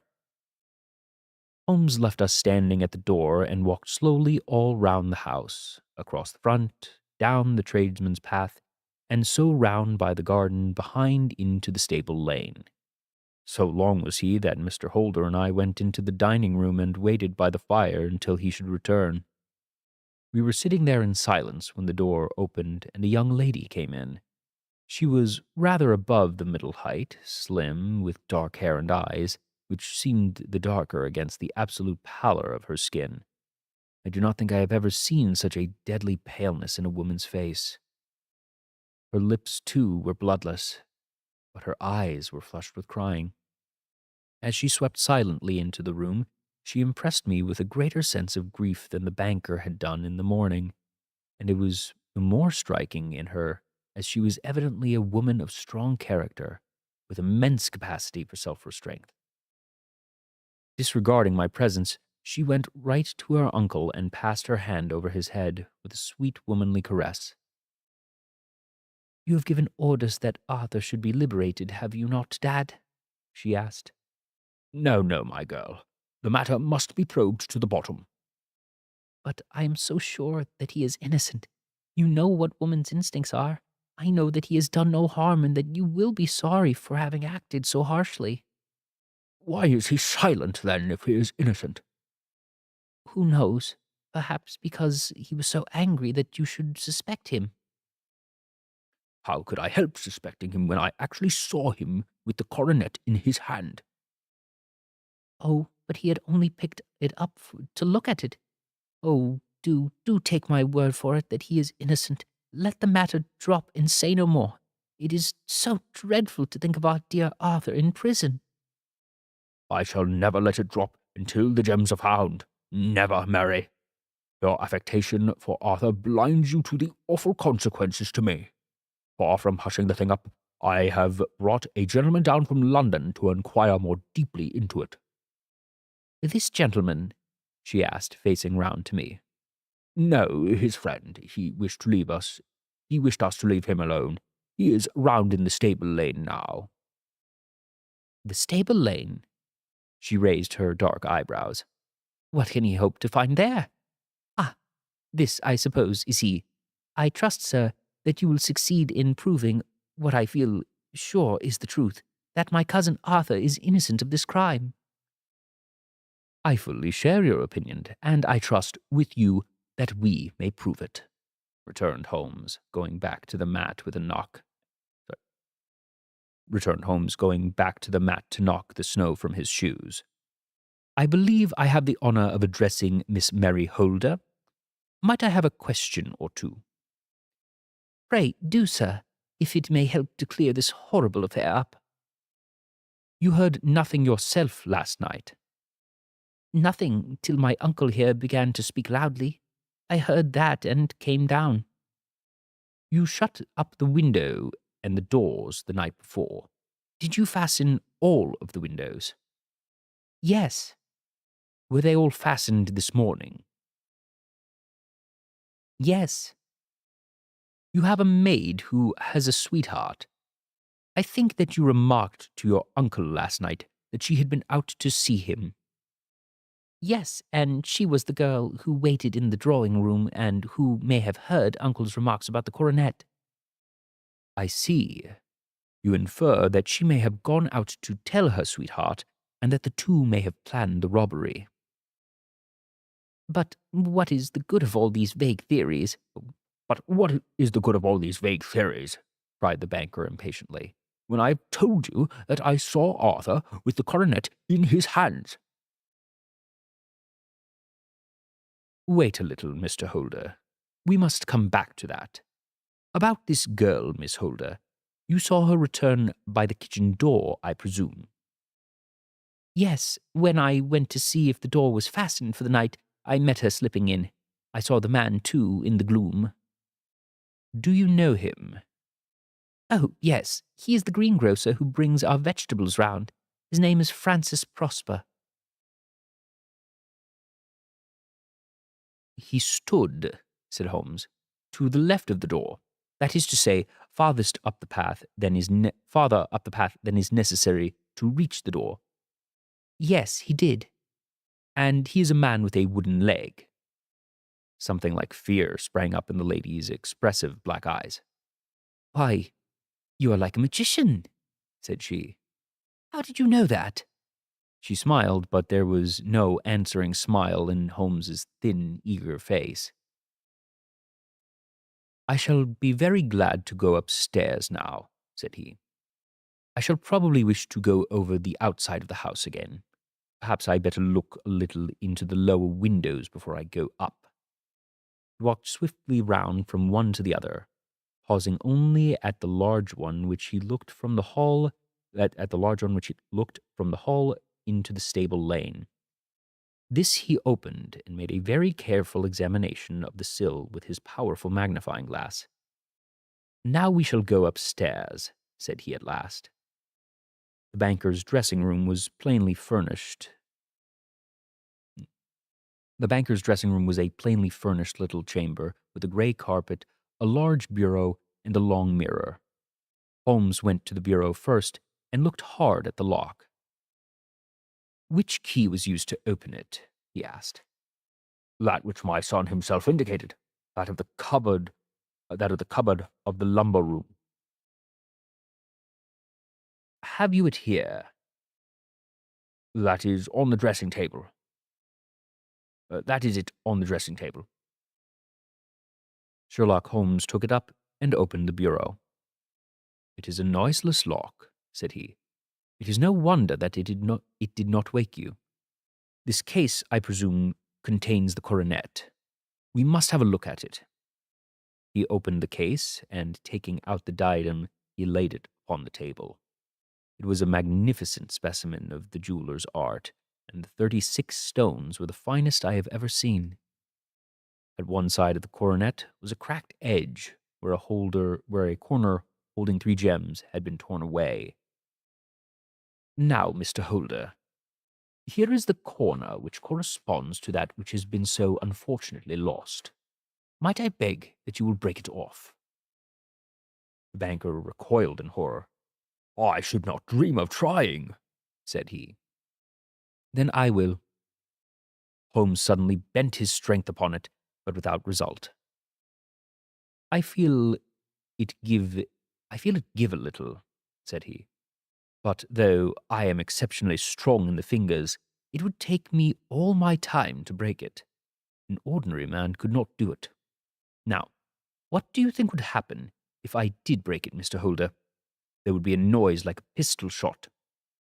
Do you tell me that all this happened within a few yards of your bed and that you heard nothing of it?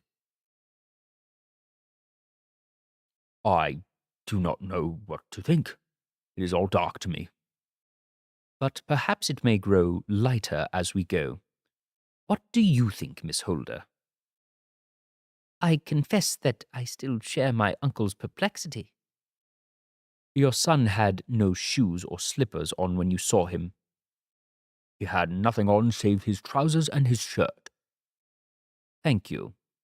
We have certainly been favored with extraordinary luck during this inquiry, and it will be entirely our own fault if we do not succeed in clearing the matter up.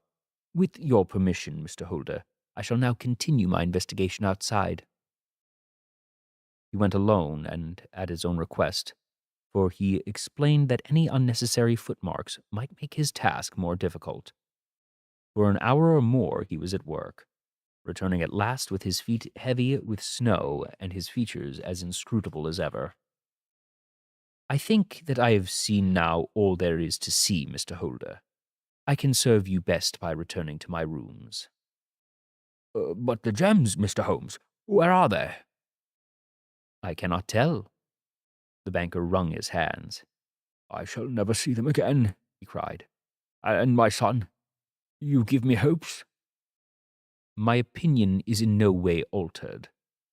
Then, God's sake, what was this dark business which was acted in my house last night? If you can call upon me at my Baker Street rooms tomorrow morning between 9 and 10, I shall be happy to do what I can to make it clearer. I understand that you give me carte blanche to act for you, provided only that I get back the gems, and that you place no limit on the sum which I may draw. I would give my fortune to have them back. Very good. I shall look into the matter between this and then. Goodbye. It is just possible that I may have come over here again before evening. That I may have to come here again before evening. It was obvious to me that my companion's mind was now made up about the case, although what his conclusions were was more than I could even dimly imagine. Several times during our homeward journey I endeavored to sound him upon the point, but he always glided away to some other topic, until at last I gave it over in despair. It was not yet 3 when we found ourselves in our rooms once more. He hurried to his chamber and was down again in a few minutes, dressed as a common loafer.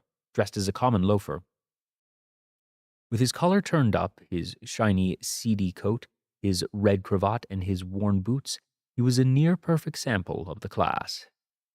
I think that this should do, said he, glancing into the glass above the fireplace. I only wish that you would come with me, Watson, but I fear that it won't do.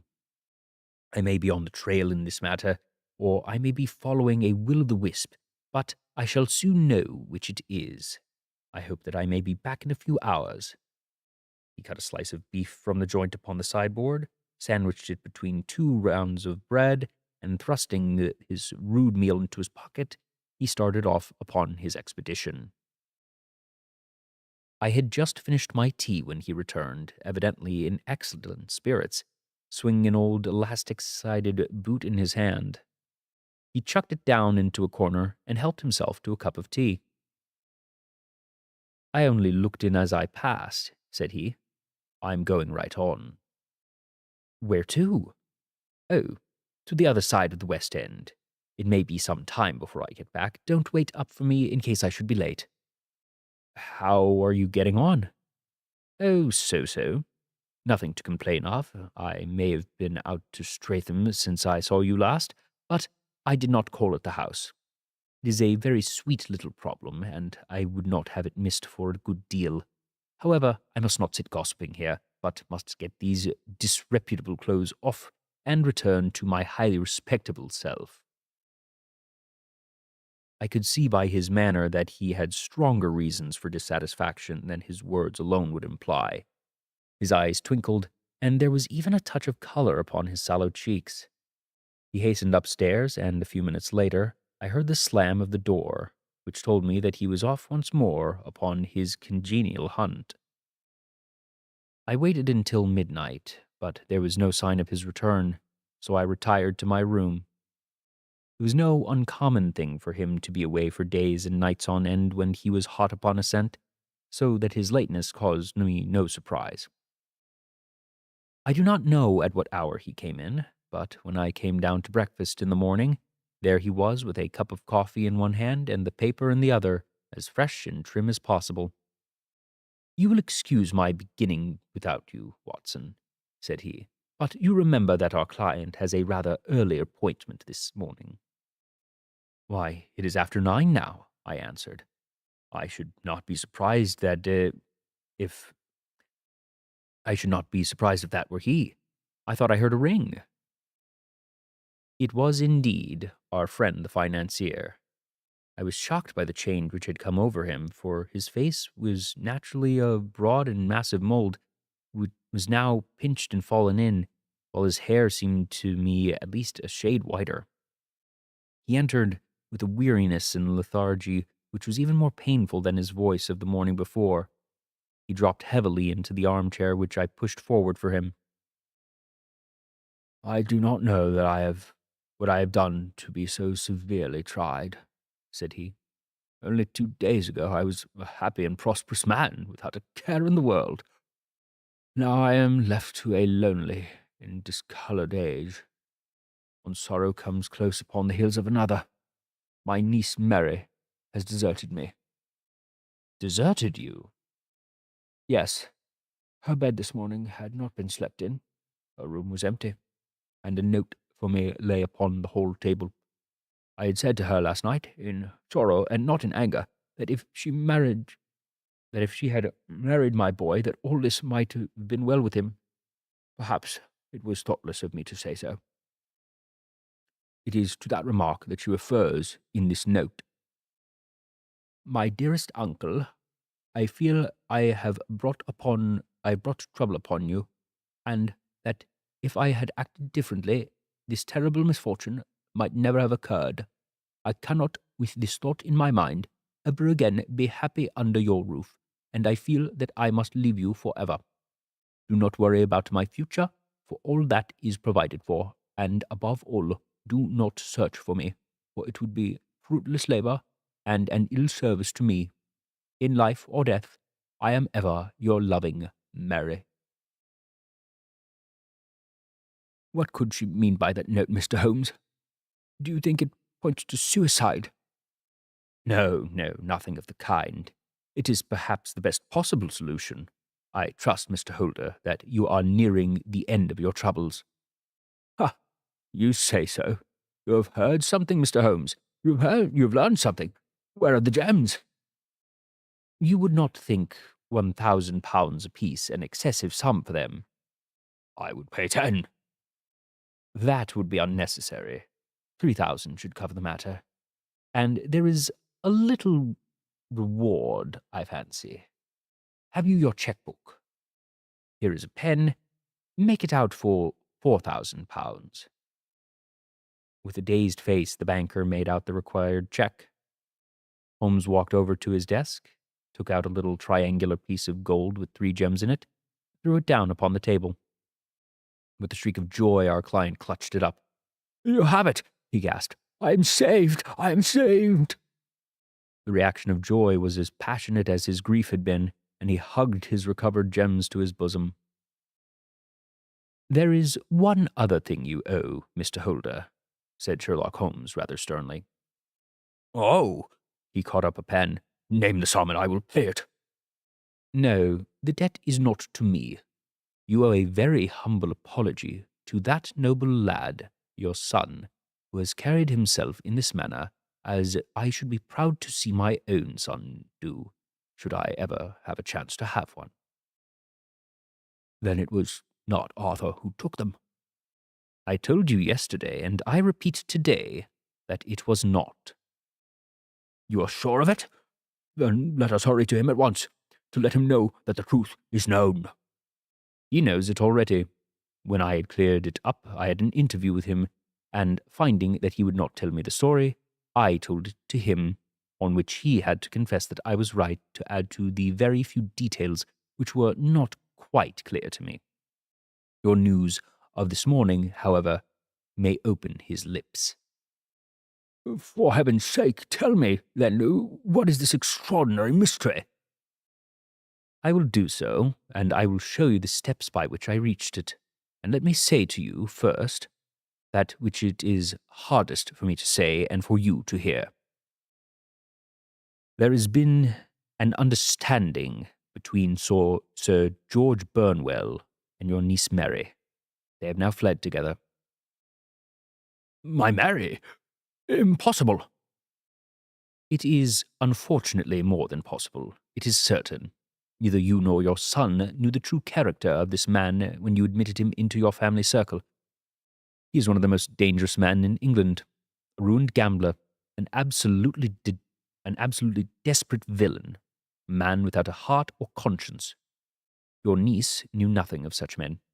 When he breathed his vows to her, as he had done to 100 before her, she flattered herself that she alone had touched his heart.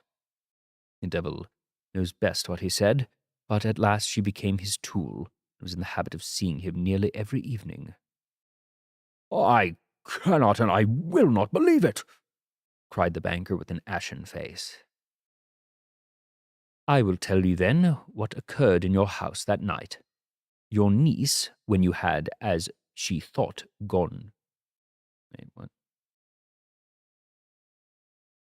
Your niece, when you had, as she thought, gone to your room, slipped down and talked to her lover through the window which leads into the stable lane. His footmarks are pressed right through the snow, so long had he stood there. She told him of the coronet. His wicked lust for gold kindled at the news, and bent her to his will. I have no doubt that she loved you, but there are women whom the love of a lover extinguishes all other loves, and I think that she must have been one. She had hardly listened to his instructions when she saw you coming downstairs, on which she closed the window rapidly and told you about one of the servants' escapade with her wooden-legged lover, which was all perfectly true.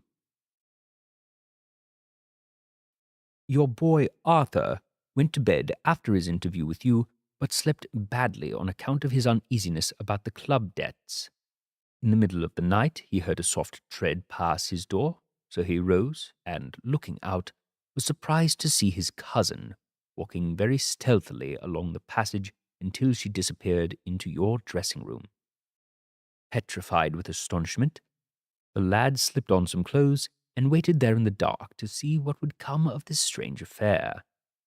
Presently she emerged from the room again, and in the light of the passage lamp your son saw that she carried the precious coronet in her hands. She passed down the stairs, and he, thrilling with horror, ran along and slipped behind the curtain near your door, whence he could see what passed in the hall beneath. He saw her stealthily open a window, hand out the coronet to someone in the gloom, and then closing it behind her once more hurry back to her room, passing quite close to where he stood behind the curtain. As long as she was on the scene, he could not take any action without a horrible exposure of the woman whom he loved. But the instant that she was gone, he realized how crushing a misfortune this would be for you, and how all-important it was to set it right. He rushed down, just as he was, in his bare feet, opened the window, sprang out into the snow, and ran down the lane, where he could see a dark figure in the moonlight. Sir George Burnwell tried to get away, but Arthur caught him, and there was a struggle between them, your lad tugging at one side of the coronet and his opponent in the other. In the scuffle, your son struck George and cut him over the eye. Then something suddenly snapped, and your son, finding that he had the coronet in his hands, rushed back, closed the window, and ascended to your room, and had just observed that the coronet had been twisted in the struggle and was endeavouring to straighten it when you appeared upon the scene. "Is it possible?" gasped the banker. You then roused his anger by calling him names at a moment when he felt that he had deserved your warmest thanks. He could not explain the true state of affairs without betraying one who certainly deserved little enough consideration at his hands. He took the more chivalrous view, however, and preserved her secret. "And that is why she shrieked and fainted when she saw the coronet," cried Mr. Holder. "Oh, my God, what a blind fool I've been! And his asking to be allowed to go out for 5 minutes. The dear fellow wanted to see the missing pieces at the scene of the struggle. Oh, how cruelly I've misjudged him!" "When I arrived at the house," continued Holmes, "I at once went very carefully round to it to observe if there were any traces in the snow which might help me. I knew that none had fallen since the evening before, and also that there had been a strong frost to preserve impressions. I passed along the tradesman's path, but found it all trampled down and indistinguishable. Just beyond it, however, at the far side of the kitchen door, a woman had stood and talked with a man whose round impressions on one side showed that he had a wooden leg. I could tell that they had been disturbed, for the woman had run back swiftly to the door, as she was shown by the deep toe and light heel marks, while the wooden leg had waited a little and then had gone away. I thought at the time that this might be the maid and her sweetheart of whom you had already spoken to me, and inquired showed it was so.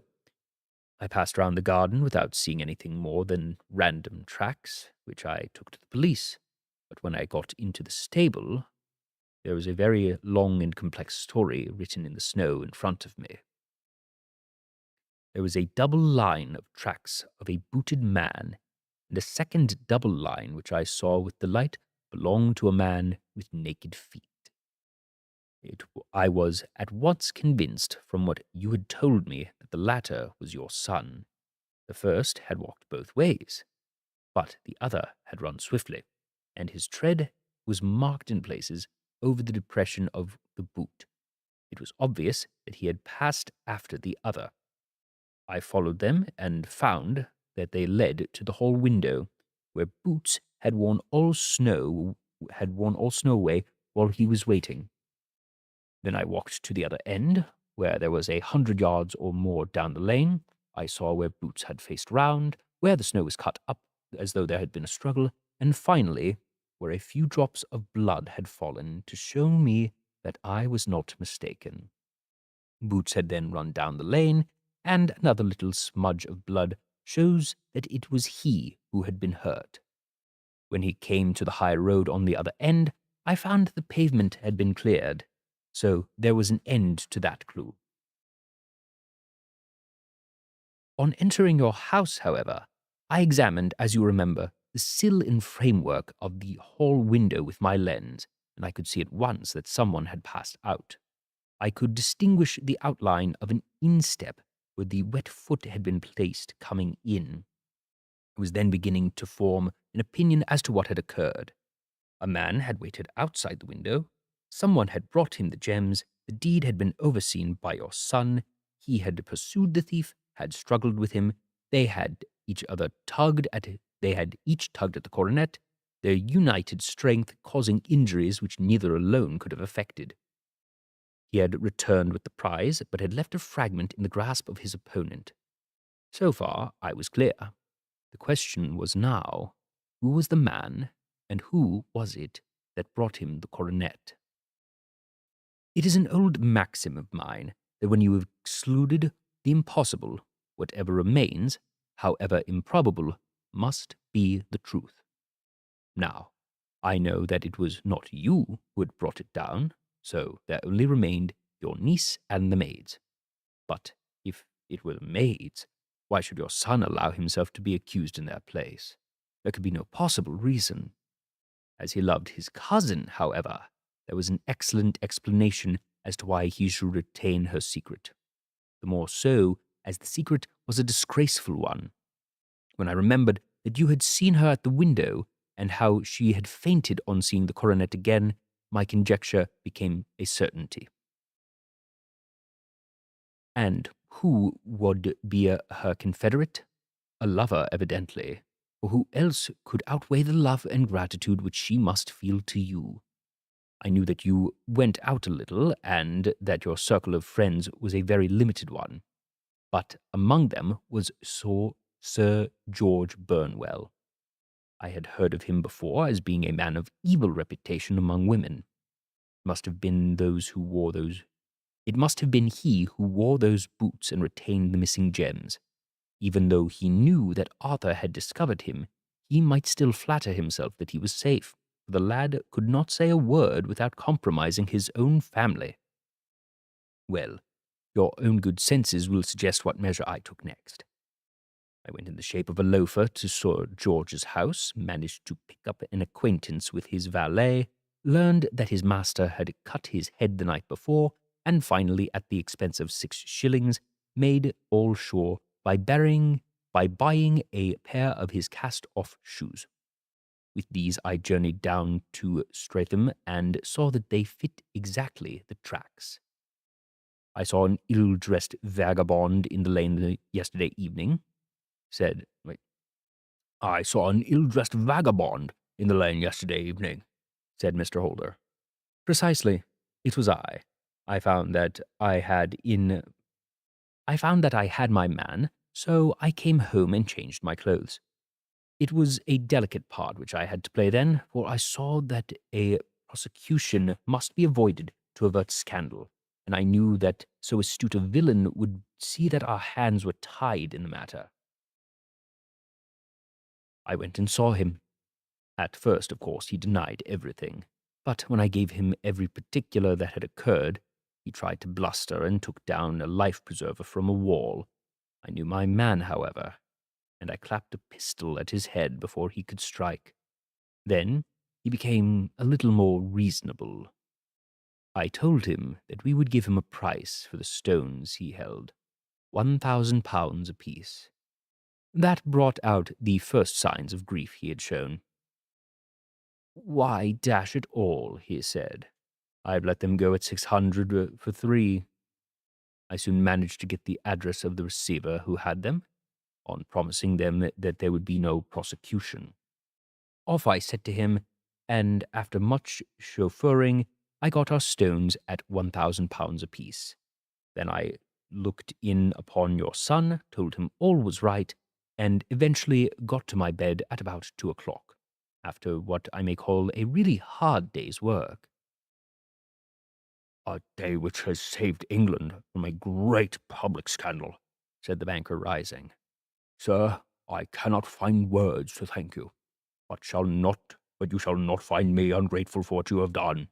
Your skill has exceeded all which I have heard of it, and now I must fly to my dear boy to apologize to him for the wrong which I have done to him. As to what you tell me of poor Mary, it goes to my very heart. Not even your skill can inform me where she is now. I think we may safely say, returned Holmes, that she is wherever Sir George Burnwell is. It is equally certain, too, that whatever her sins are, they will soon receive a more than sufficient punishment.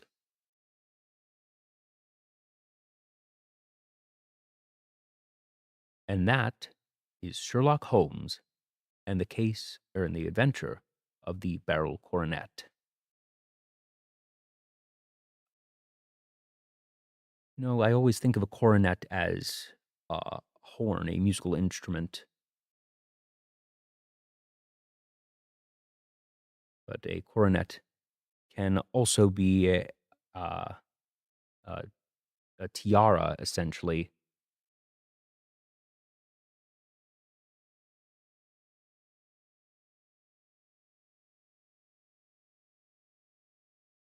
Is it's a small crown, but hmm, interesting one. That sort of introducing the concept of footprints, specifically in snow, as a major deductive tool for Holmes. It was fun. I I enjoyed where I put the voice of the banker, Mr. Holder. That is admittedly half the fun of all this for me, being able to just do a fun little bit of voice acting just to throw things around, see where they end up going.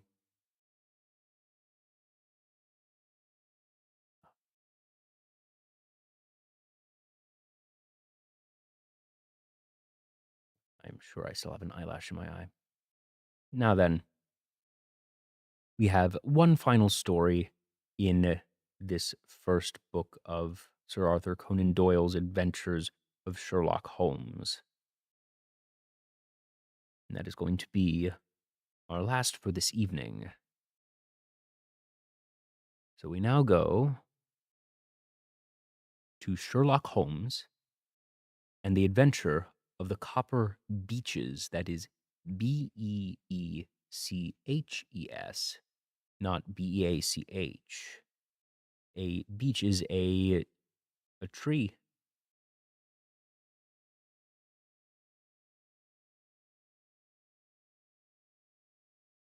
To the man who loves art for its own sake, remarked Sherlock Holmes, tossing aside the advertisement of the Daily Telegram, it is frequently in the least important and lowliest manifestations that the keenest pleasure is to be derived.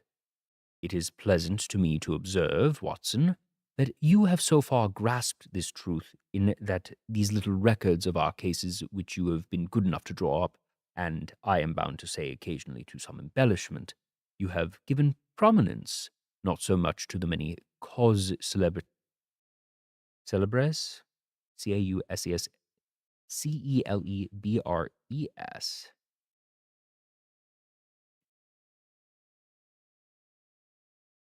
which means controversial issue. Uh, yeah, it's a controversy. You've given prominence not so much to the many controversies and sensational trials, that you've not so much. I am bound to say occasionally to embellish. Yeah, sorry. Let me restart that sentence. It is plain to me to observe, Watson, that you have so far grasped the truth in that these little records of our cases, which you have been good enough to draw up, and I am bound to say, occasionally to embellish, that you have given prominence not so much to the many causes celebrities and sensational trials in which I have figured, but rather to those incidents which have been trivial in themselves, but which have given room for those faculties and deduction of logical synthesis which I have made my special provenance. And yet, said I, smiling, I cannot quite hold myself absolved of the charge of sensationalism which has been urged against my records. You have erred, perhaps, he observed, taking up a glowing cinder with the tongs and lighting it with the cherrywood pipe in which he was wont to replace his clay when he was in a disputatious rather than a meditative mood. You have erred, perhaps, in attempting to put color and life into each of your statements, instead of confining yourself to the task of placing upon the record that severe reasoning from cause to effect, which is really the only notable feature about the thing. It seems that I have done you full justice in the matter, I remarked with some coldness, for I was repelled by the egotism which I had more than once observed by a strong factor in my friend's singular character. No, it is not selfishness or conceit, said he, answering, as if his wont, my thoughts rather than words. If I claim full justice for my art, it is because it is an impersonal thing, a thing beyond myself. Crime is common. Logic is rare. Therefore, it is upon logic, rather than upon the crime, that you should dwell. You have degraded that which you have been a course of lectures into a series of tales. It was a cold morning of the early spring, and we sat after breakfast on either side of a cheery fire in the old room at Baker Street. A thick fog rolled down between the lines of the dun-colored house, and the opposing windows loomed like a dark, shapeless blur through the heavy yellow wreaths. Our gas was lit and shone on a white cloth and glimmer of china and metal, for the table had not been cleared yet. Sherlock Holmes had been silent all the morning, dipping continuously into the advertisement columns of a succession of papers until at last, having apparently given up his search, he had emerged in no very sweet temper to lecture me upon my literary shortcomings. At the same time, he remarked after a pause, during which he had sat puffing at his long pipe and gazing down into the fire, you can hardly be open to a charge of sensation. You can hardly be open to a charge of sensationalism, for out of these cases which you have been so kind as to interest yourself in, a fair proportion do not treat of crime in its legal sense at all. The small matter in which I endeavored to help the King of Bohemia, the singular experience of Miss Mary Sutherland, the problem connected with the man with the twisted lip, the incident with the noble bachelor, were all matters in which are outside the pale of the law. But in avoiding the sensational, I fear that you may have borrowed on the trivial, that you may have bordered on the trivial. The end may have been so, I answered, but the methods I hold to have been novel and of interest. Pshaw, my dear fellow, what do the public, great unobservant public, could hardly tell a weaver by his tooth or compositor by his left thumb, care about the finer shades of analysis and deduction. But indeed, if you are trivial, I cannot blame you. For the days of the great cases are past.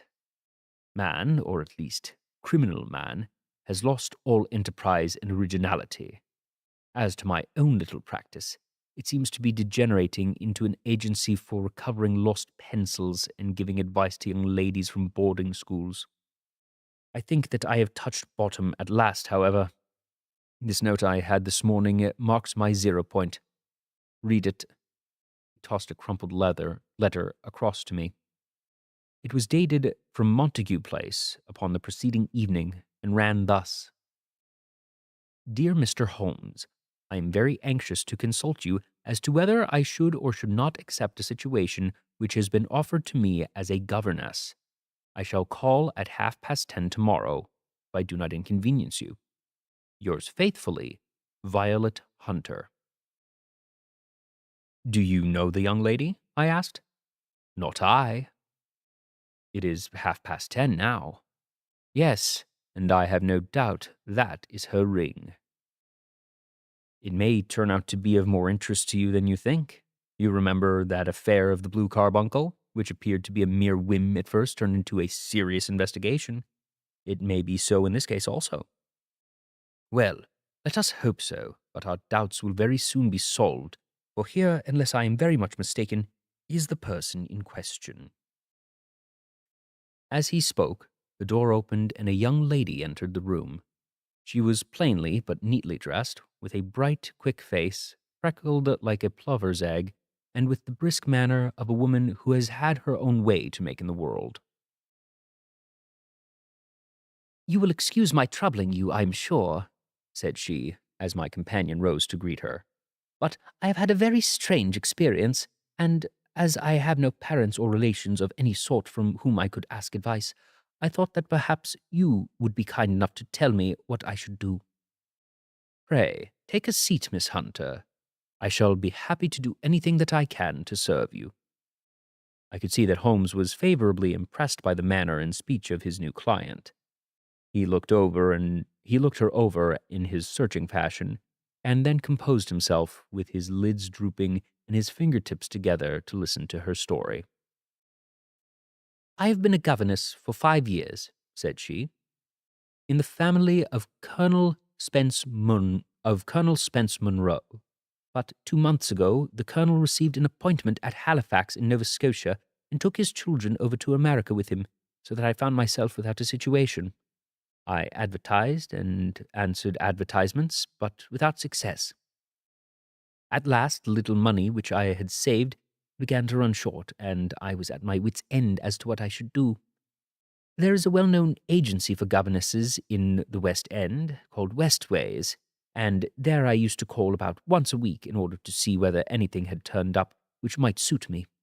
Westaway was the name of the founder of the business, but it is really managed by Miss Stopper.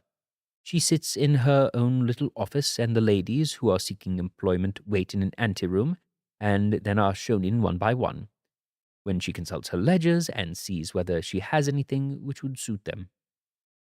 Well, when I called last week, I was shown into the little office as usual, but I found that Miss Stopper was not alone. A prodigiously stout man with a very smiling face and a great heavy chin which rolled down into a fold over his throat sat at her window with a pair of glasses on his nose, he looking very earnestly at the ladies who entered. As I came in, he gave quite a jump in his chair and then turned quickly to Miss Stopper. "That will do," said he. "I could not ask for anything better. Capital, capital." He seemed quite enthusiastic and rubbed his hands together in the most genial fashion. He was such a comfortable-looking man that it was quite a pleasure to look at him. "You are looking for a situation, miss?" he asked. "Yes, sir." "As governess?" "Yes, sir." "And what salary do you ask?" "I had £4 a month in my last place with Colonel Spence Munro." "Oh, tut, tut, Sweeting, Frank Sweeting," he cried, throwing his fat hands out to the air like a man who was boiling passion. "How could anyone offer so pitiful a sum to a lady with such attractions and accomplishments?" "My accomplishments, sir, may be less than you imagine," said I. "A little French, a little German, music and drawing." "Tut, tut," he cried. "This is all beside the question. The point is, have you or have you not the bearing and deportment of a lady? There it is in a nutshell. If you have not, you are not fitted for the rearing of a child who may some day play a considerable part in the history of the country. But if you have, why then, how could any gentleman ask you to condescend to accept anything under 3 figures? Your salary with me, madam, would commence at £100 a year. You may imagine, Mr. Holmes, that to me, as destitute as I was, such an offer seemed almost too good to be true. The gentleman, however, seeing perhaps the look of incredulity upon my face, opened a pocket-book and took out a note. "It is also my custom," he said, smiling in the most pleasant fashion until his eyes were just 2 little shining slits amid the white creases of his face, "to advance the young ladies myself half their salary beforehand, so that they may meet any little expenses of their journey and their wardrobe." It seemed to me that I had never met so fascinating and so thoughtful a man. As I was already in debt to my tradesmen, the advance was a great convenience, and yet there was something unnatural about the whole transaction which made me wish to know a little more before I quite committed myself. "May I ask where you live, sir?" said I. "Hampshire. Charming rural place, the copper beeches 5 miles from the far side of Winchester. It is the most lovely country, my dear young lady, and the dearest old country house." "And my duties, sir? I should be glad to know what they would be." "One child. One dear little romper, just 6 years old. Oh, if you could see him killing cockroaches with his slipper. Smack, smack, smack. Be gone before you could wink." He leaned back in his chair and laughed his eyes into his head again. I was a little startled at the nature of the child's amusement, but the father's laugh made me think that perhaps he was joking. My sole duties, then, I asked, are to take charge of a single child. No, no, no, not the soul, not the soul, my dear young lady, he cried. Your duty would be, as I am sure your good senses would suggest, to obey any little commands my wife might give, provided always that they were such commands as a lady might with propriety obey. You see no difficulty? I should be happy to make myself useful. Quite so. In dress now, for example.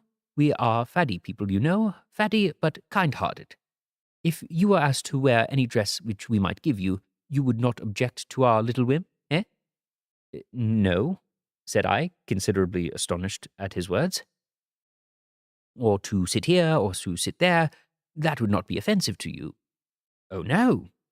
Or to cut your hair quite short before you come to us. I could hardly believe my ears. As you may observe, Mr. Holmes, my hair is somewhat luxuriant and of a rather peculiar tint of chestnut. It is considered artistic. I could not dream of sacrificing it in this offhand fashion. I am afraid that is quite impossible, said I. He had been watching me eagerly out of his small eye, and I could see a shadow pass over his face as I spoke. I am afraid that is quite essential, said he. It is a little fancy of my wife's, and ladies' fancies, you know, madam. Ladies' fancies must be consulted. And so you won't cut your hair? No, sir, I really could not, I answered firmly. Ah, very well. Then that quite settles the matter. It is a pity, because, in other respects, you would really have done quite nicely. In that case, Miss Stopper, I had best inspect a few more of your young ladies. The manageress had sat all this while busy with her papers, without a word to either of us, but she glanced at me now with so much annoyance upon her face that I could not help but suspecting she had lost a handsome commission through my refusal. Do you desire your name to be kept upon the books? She asked. If you please, Miss Stopper, I said. Well, really, it seems rather useless, since you refuse the most excellent offers in this fashion, she said sharply. You can hardly expect us to exert ourselves to find another such opening. Good day to you, Miss Hunter. She struck a gong on the table, and I was shown out by the page. Well, Mr. Holmes, when I got back to my lodgings and found little enough in the cupboard, and 2 or 3 bills upon the table, I began to ask myself whether I had done a very foolish thing. After all, if these people had strange fads and expected obedience on the most extraordinary matters, they were at least ready to pay for their eccentricity. Very few governesses in England are getting £100 a year. Besides, what use was my hair to me? Many people are improved by wearing short, and perhaps I should be among the number. Next day I was inclined to think I had made a mistake, and by the day after I was sure of it. I had almost overcome my pride so far as to go back to the agency and inquire whether the place was still open, when I received this letter from the gentleman himself. I have it here and will read it to you. The Copper Beeches, near Winchester. Dear Miss Hunter, Miss Stopper has very kindly given me your address, and I write from here to ask you whether you have reconsidered your decision. My wife is very anxious that you should come, for she has been much attracted by my description of you. We are willing to give £30 a quarter or £120 a year, so as to recompense you for any little inconveniences which our fads may cause you. They are not very exciting. They are not very exacting, after all. My wife is fond of a particular shade of electric blue, and would like you to wear such a dress indoors in the morning. You need not, however, go to the expense of purchasing one, as we have one belonging to my dear daughter Alice, now in Philadelphia, which would, I should think, fit you very well. Then, as to sitting here or there, amusing yourself in any manner indicated, that need cause you no inconvenience. As regards your hair, it is no doubt a pity, especially as I could not help remarking its beauty during our short interview, but I am afraid that I must remain firm upon this point, and I only hope that the increased salary may recompense you for the loss. Your duties, as far as the child is concerned, are very light. Now do try to come, and I shall meet you with the dog-cart at Winchester. Let me know your train. Yours faithfully, Jeffro Rucastle. That is the letter which I have just received, Mr. Holmes, and my mind is made up that I will accept it. I thought, however, that before taking the final step, that I should like to submit the whole matter to your consideration. Well, Miss Hunter, if your mind is made up, that settles the question, said Holmes, smiling. But would you not advise me to refuse? I confess that it is not the situation which I should like to see a sister of mine apply for. What is the meaning of it all, Mr. Holmes? Ah, I have no data. I cannot tell. Perhaps you have yourself formed some opinion.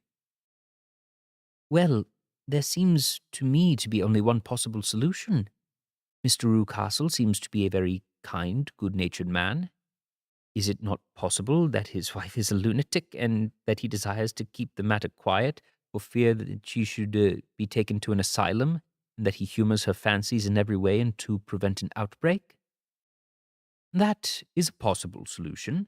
In fact, as matters stand, it is the most probable one. But in any case, it does not seem to be a nice household for a young lady. But the money, Mr. Holmes, the money! Well, yes, of course the pay is good. Too good. That is what makes me uneasy. Why should they give you £120 a year when they could have their pick for 40? There must be some strong reason behind. I thought that if I told you the circumstances, you would understand afterward if I wanted your help. I should feel so much stronger if I felt that you were in the back of me. Oh, you may carry that feeling away with you. I assure you that your little uh, sorry. I assure you that your little problem promises to be the most interesting which has come my way for some months. There is something distinctly novel about some of the features. If you should find yourself in any doubt or in danger— Danger? Danger do you foresee?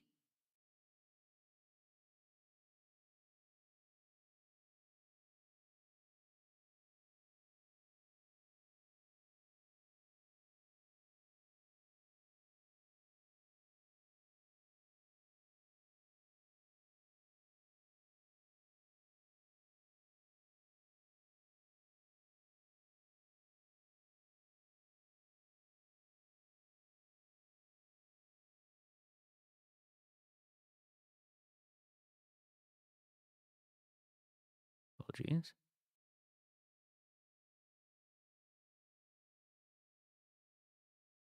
Danger? What danger do you foresee? Holmes shook his head gravely.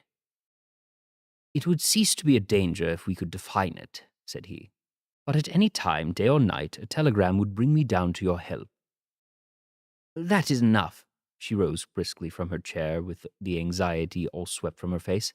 I shall go down to Hampshire, quite easy in my mind now. I shall write to Mr. Rucastle at once, sacrifice my poor hair tonight, and start for Winchester tomorrow.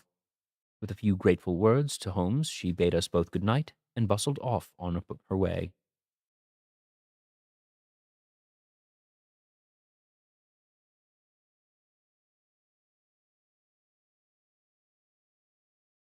At last, I said as we heard her quick, firm steps descending the steps descending the stairs. She seems to be a young lady who is very well able to take care of herself. And she would need to be, said Holmes gravely. I am much mistaken if we do not hear from her before many days are past. It was not very long before my friend's prediction was fulfilled. A fortnight went by, during which I frequently found my thoughts turning in her direction and wondering what strange side alley of human experience this lonely woman had strayed into. The unusual salary, the curious conditions, the light duties all pointed to something abnormal, though whether a fad or plot, and whether the man was a philanthropist or a villain, it was quite beyond my powers to determine. As to Holmes, I observed that he sat frequently for half an hour on end, with knitted brows and an abstracted air, but swept away the matter with a wave of his hand when I mentioned it. Data, data, data, he cried impatiently. I can't make bricks without clay. And yet he would always wind up muttering that no sister of his should ever have accepted such a situation. The telegram, which we eventually received, came late one night, just as I was thinking of turning in and Holmes was settling down to one of those all-night chemical researches which he frequently indulged in, when I would leave him stooping over a retort and a test tube at night, and find him in the same position when I came down to breakfast in the morning. He opened the yellow envelope and then, glancing at the message, threw it across to me. Just looked up the trains in Bradshaw, said he, and turned back to his chemical studies. The summons was a brief and urgent one.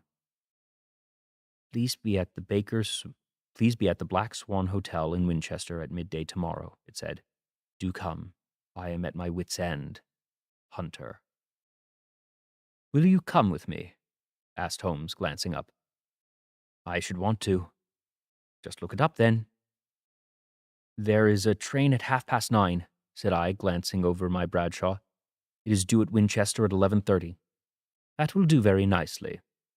Then perhaps I'd better postpone my analysis of the acetones, as we may need to be at our best in the morning. By 11 o'clock the next day, we were well upon our way to the Old English capital. Holmes had been buried in the morning papers all the way down, but after we passed the Hampshire border, he threw them down and began to admire the scenery. It was an ideal spring day, a light blue sky, flecked with little fleecy white clouds drifting across from west to east. The sun was shining very brightly, and yet there was an exhilarating nip in the air which set an edge to a man's energy. All over the countryside, away to the rolling hills around Aldershot, the little red and grey roofs of the farmsteadings peeped out from amid the green light of the new foliage. Are they not fresh and beautiful? I cried with all the enthusiasm of a man fresh from the fogs of Baker Street. But Holmes shook his head gravely. Do you know, Watson, said he, that it is one of the curses of a mind with a turn like mine that I must look at everything with reference to my own special subject. You look at these scattered houses and you are impressed by their beauty. I look at them, and the only thought which comes to me is a feeling of their isolation and the impunity with which crime may be committed there. Good heavens, I cried. Who would associate crime with these dear old homesteads? They always fill me with a certain horror. It is my belief, Watson, founded upon my experience, that the lowest and vilest alleys in London do not present a more dreadful record of sin than does the smiling and beautiful countryside. You horrify me. But the reason is obvious. The pressure of public opinion can do in the town that the law cannot accomplish. There is no lane so vile that the scream of a tortured child or the thud of a drunkard's blow does not beget sympathy and indignation upon the neighbours, and then the whole machinery of justice is ever so close that a word of complaint can set it going, and there is but a step between the crime and the dock. But look at these lonely houses, each with its own fields, filled for the most part with poor, ignorant folk who know little of the law. Think of the deeds of hellish cruelty, the hidden wickedness which may go on, year in, year out, in such places, and none the wiser. Had this lady who appeals to us for help gone to live in Winchester, I should never have had fear for her. It is 5 miles of country, which makes the danger. Still, it is clear that she is not personally threatened. No, if she can come to Winchester to meet us, then she can get away. Quite so. She has her freedom. What can the matter be, then? Can you suggest no explanation? I have devised 7 separate explanations, each of which would cover the facts as far as we know them. But which of these is correct can only be determined by the fresh information which we shall no doubt find waiting for us. Well, there is the tower of the cathedral, and we shall soon learn all that Miss Hunter has to tell. The Black Swan Inn is one of repute in the High Street, at no distance from the station, and there we found the young lady waiting for us. She had engaged a sitting room, and our lunch awaited us on the table.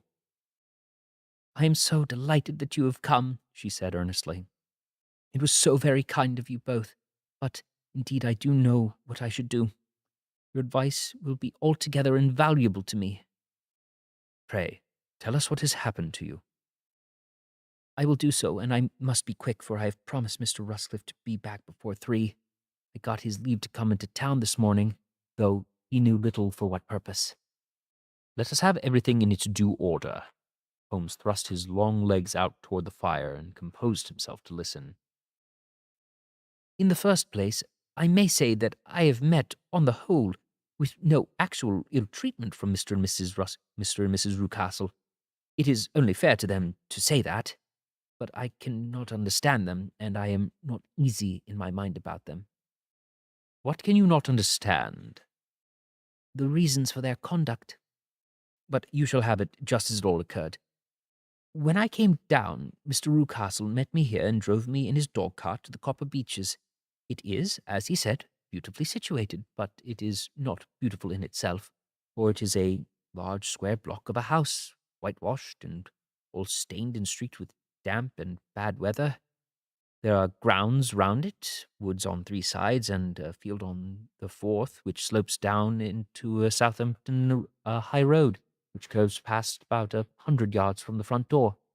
This ground in front belongs to the house, but the woods all round the part are Lord Southerton's preserves. A clump of copper beeches immediately in front of the hall door has given the name to the place. I was driven over by my employer, who was as amiable as ever, and was introduced by him that evening to his wife and the child. There was no truth, Mr. Holmes, in the conjecture which seemed to be probable in your rooms at Baker Street. Mrs. Rucastle is not mad. I found her to be a silent, pale-faced woman, much younger than her husband, not more than 30. Not more than 30, I should think, while he can be hardly less than 45. From their conversation, I have gathered that they have been married about 7 years, that he was a widower, and that his only child by the first wife was the daughter who had gone to Philadelphia. Mr. Rucastle told me in private that the reason why she had left them was that she had an unreasoning aversion to her stepmother. As the daughter could not have been less than 20, I can imagine that her position must have been uncomfortable with her father's young wife. Mrs. Rucastle seemed to me to be colourless in mind as well as in feature. She impressed me neither favourably nor in the reverse. She was a nonentity. It was easy to see that she was passionately devoted to her husband and to her little son. Her light grey eyes wandered continually from one to another, noting every little want and forestalling it if possible. He was kind to her, also in his bluff, boisterous fashion, and on the whole they seemed to be a happy couple.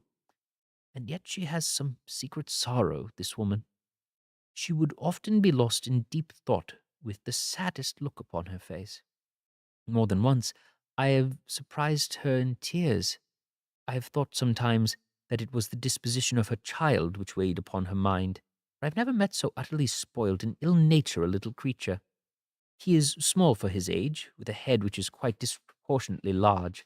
His whole life appears to be spent in alternation between savage fits of passion and gloomy intervals of skulking, giving no pain to any creature weaker than himself. Giving pain to any creature weaker than himself seems to be his one idea of amusement, and he shows quite remarkable talent in planning capture of mice, little birds, and insects. But I would rather not talk about the creature, Mr. Holmes, and indeed he has little to do with my story. I am glad of the details, remarked my friend, whether they seem to you to be relevant or not. I shall try to not miss anything of importance.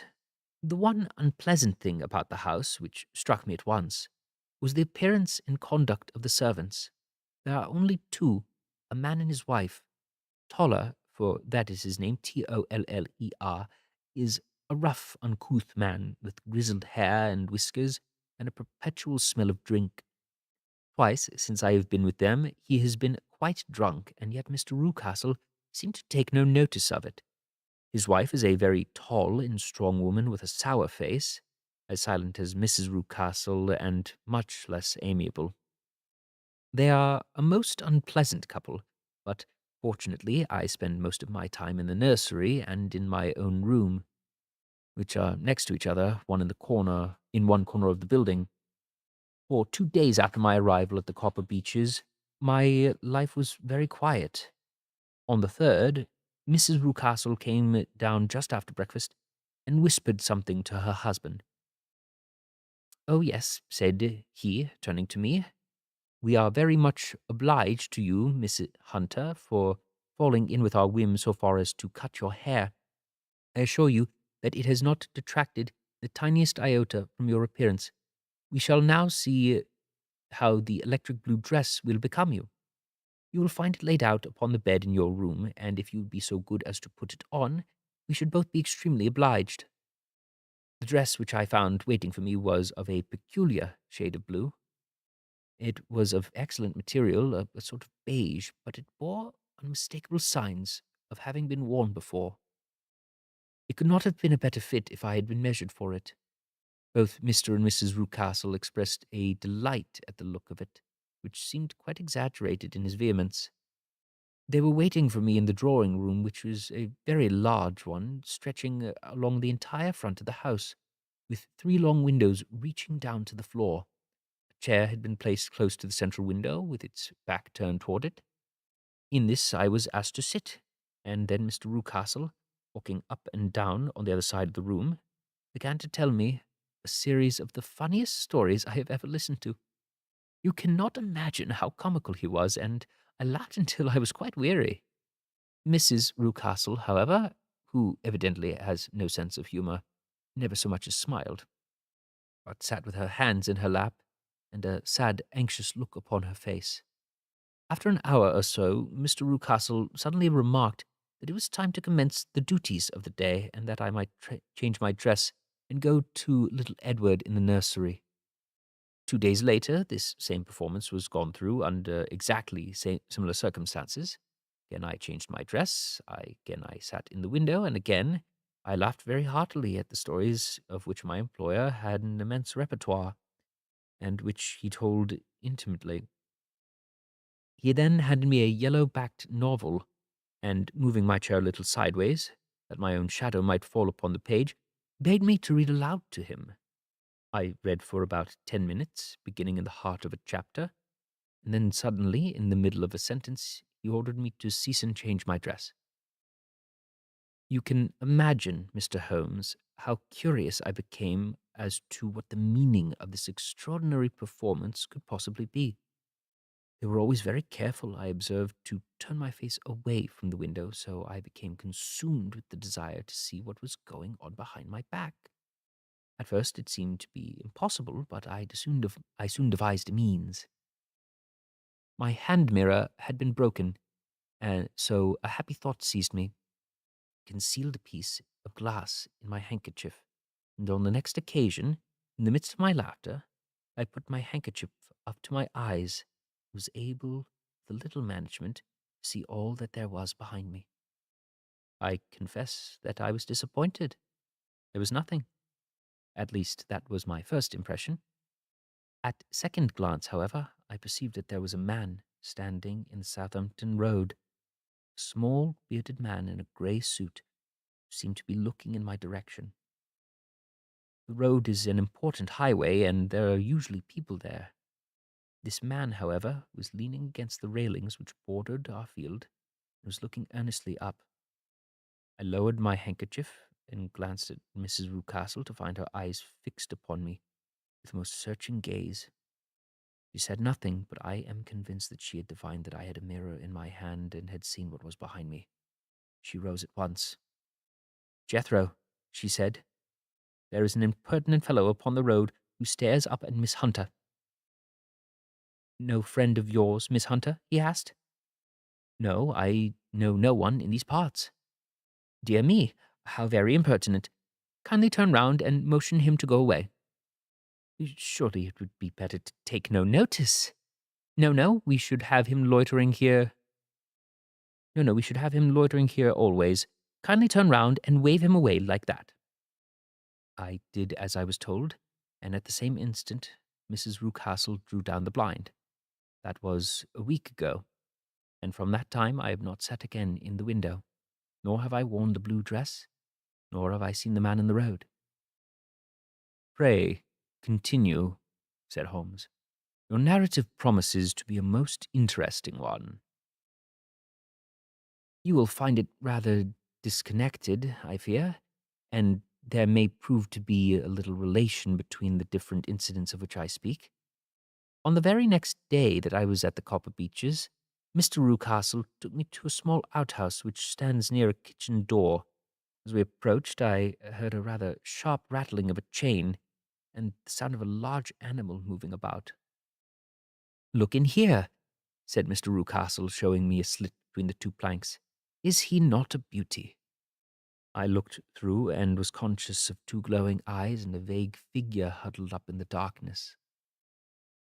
"Don't be frightened," said my employer, laughing at the start which I had given. "It's only Carlo, my mastiff. I call him mine, but it is really old Topher, my groom, who is the man who can do anything with him. We feed him once a day, and not too much then, so that he is always keen as mustard. Toller lets him loose every night, and God help the trespasser who lays his fangs upon. For goodness sake, don't you ever on any pretext set your foot over the threshold at night, for it's as much as your life is worth." The warning was no idle one, for 2 nights later I happened to look out my bedroom window at 2 o'clock in the morning. It was a beautiful moonlit night, and the lawn of the in front of the house was silvered over and almost as bright as day. I was standing, wrapped in peaceful beauty of the scene, when I was aware that something was moving under the shadow of the Copper Beeches. As it emerged from into the moonshine, I saw what it was. It was a great dog, as large as a calf, tawny tinted, with hanging jowl, black muzzle, and huge projecting bones. It walked slowly across the yard and vanished into the shadow upon the other side. That dreadful sentinel sent a chill to my heart which I do not think any burglar could have done. And now I have a very strange experience to tell you. I had, as you know, cut off my hair in London, and I had placed it in a great coil at the bottom of my trunk. One evening, after the child was in bed, I began to amuse myself by examining the furniture of my room and rearranging my own little things. There was an old chest of drawers in the room, the two upper ones empty and open, the lower one locked. I had filled the first two with my linen, and as I had still much to pack away, I was naturally annoyed at not having use of the third drawer. It struck me that it might have been fastened by mere oversight, so I took out my bunch of keys and tried to open it.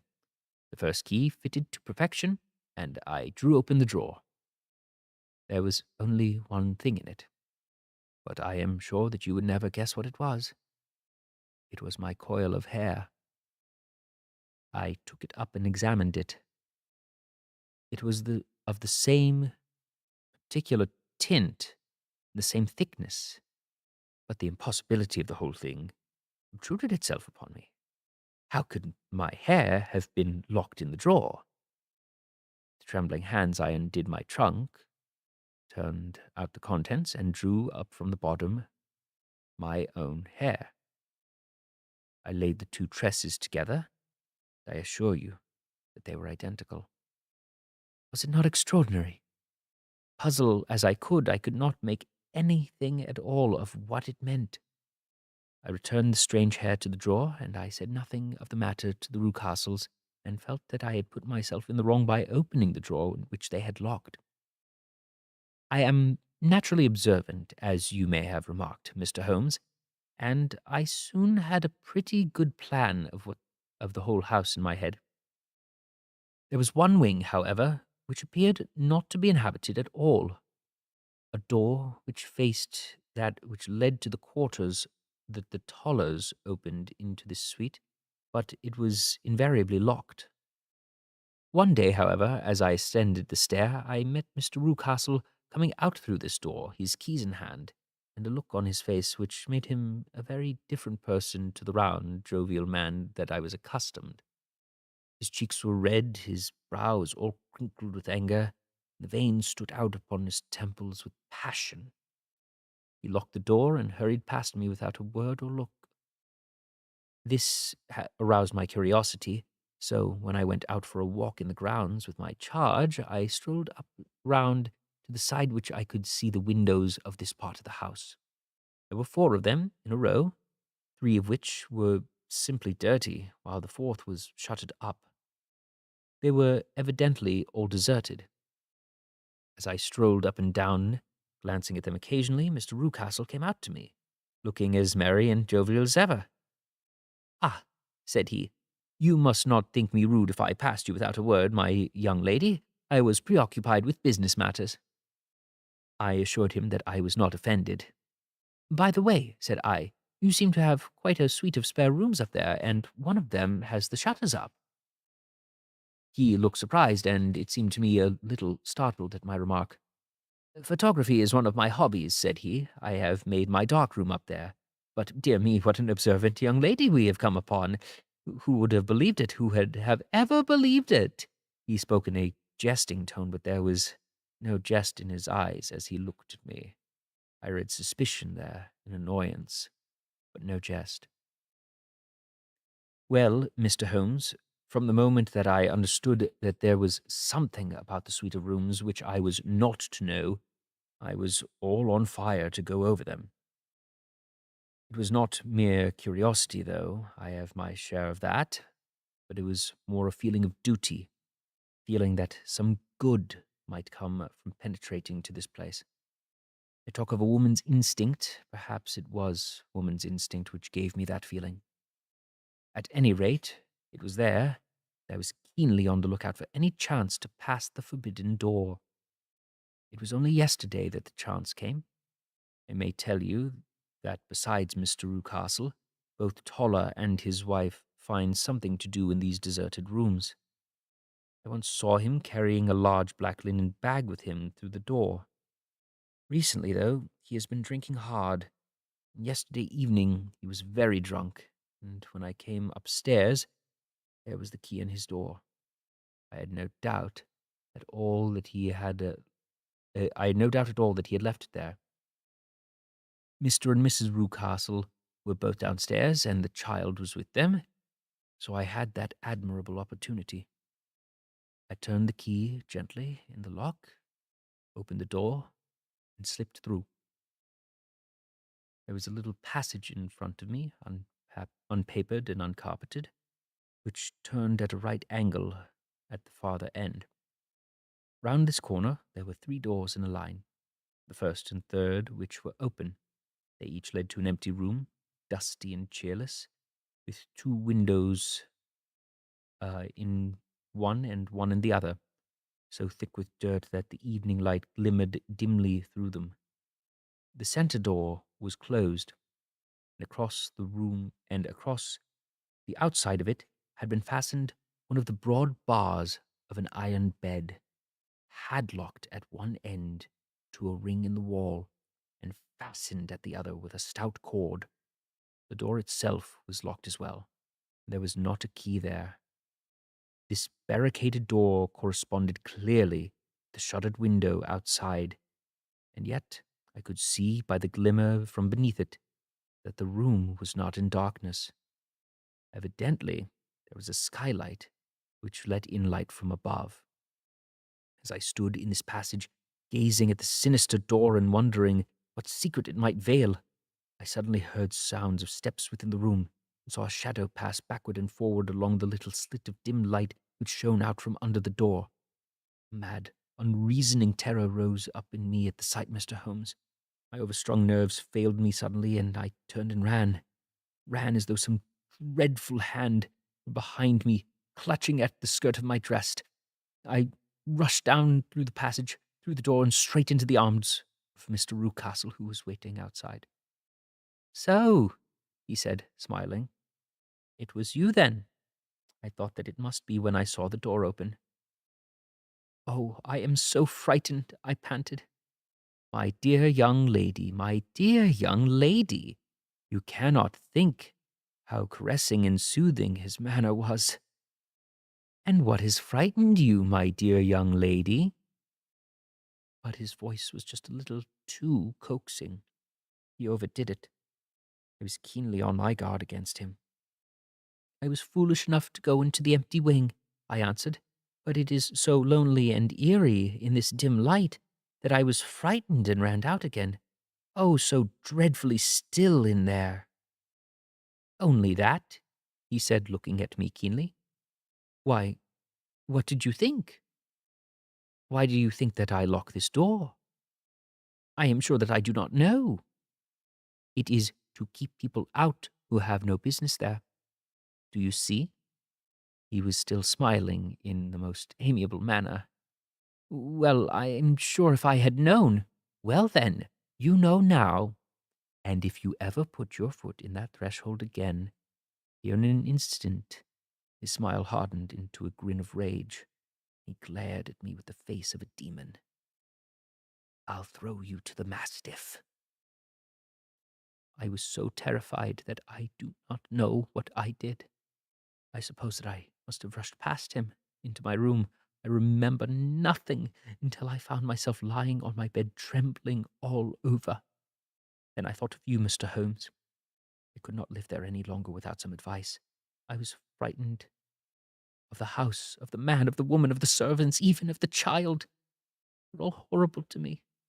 If I could only bring you down, all would be well. Of course, I might have fled from the house, but my curiosity was almost as strong as my fears. My mind was soon made up. I would send you a wire. I put on my hat and cloak, went down to the office, which is about a half-mile from the house, and then returned, feeling very much easier. A horrible doubt came into my mind as I approached the door, lest the dog might be let loose, but I remembered that Toller had drunk himself into a state of insensibility that evening, and I knew that he was the only one in the household who had any influence with the savage creature, or who would venture to set him free. I slipped in safety and lay awake half the night in my joy at the thought of seeing you. I had no difficulty in getting leave to come to Winchester this morning, but I must be back before 3 o'clock, for Mr. and Mrs. Rucastle are going on a visit and will be away all the evening, so that I must look after the child. Now I have told you all my adventures. Mr. Holmes, I should be very glad if you could tell me what it all means, and above all, what I should do." Holmes and I had listened spellbound to this extraordinary story. My friend rose now and paced up and down the room, his hands in his pockets, and an expression of the most profound gravity upon his face. "Is Toller still drunk?" he asked. "Yes, I heard his wife tell Mrs. Rucastle that she would do nothing with him." "That is well. And the Rucastles go out tonight?"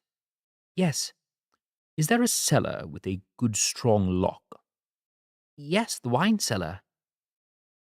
You seem to me to have acted all through this matter like a very brave and sensible girl. Do you think you could perform one more feat, Miss Hunter?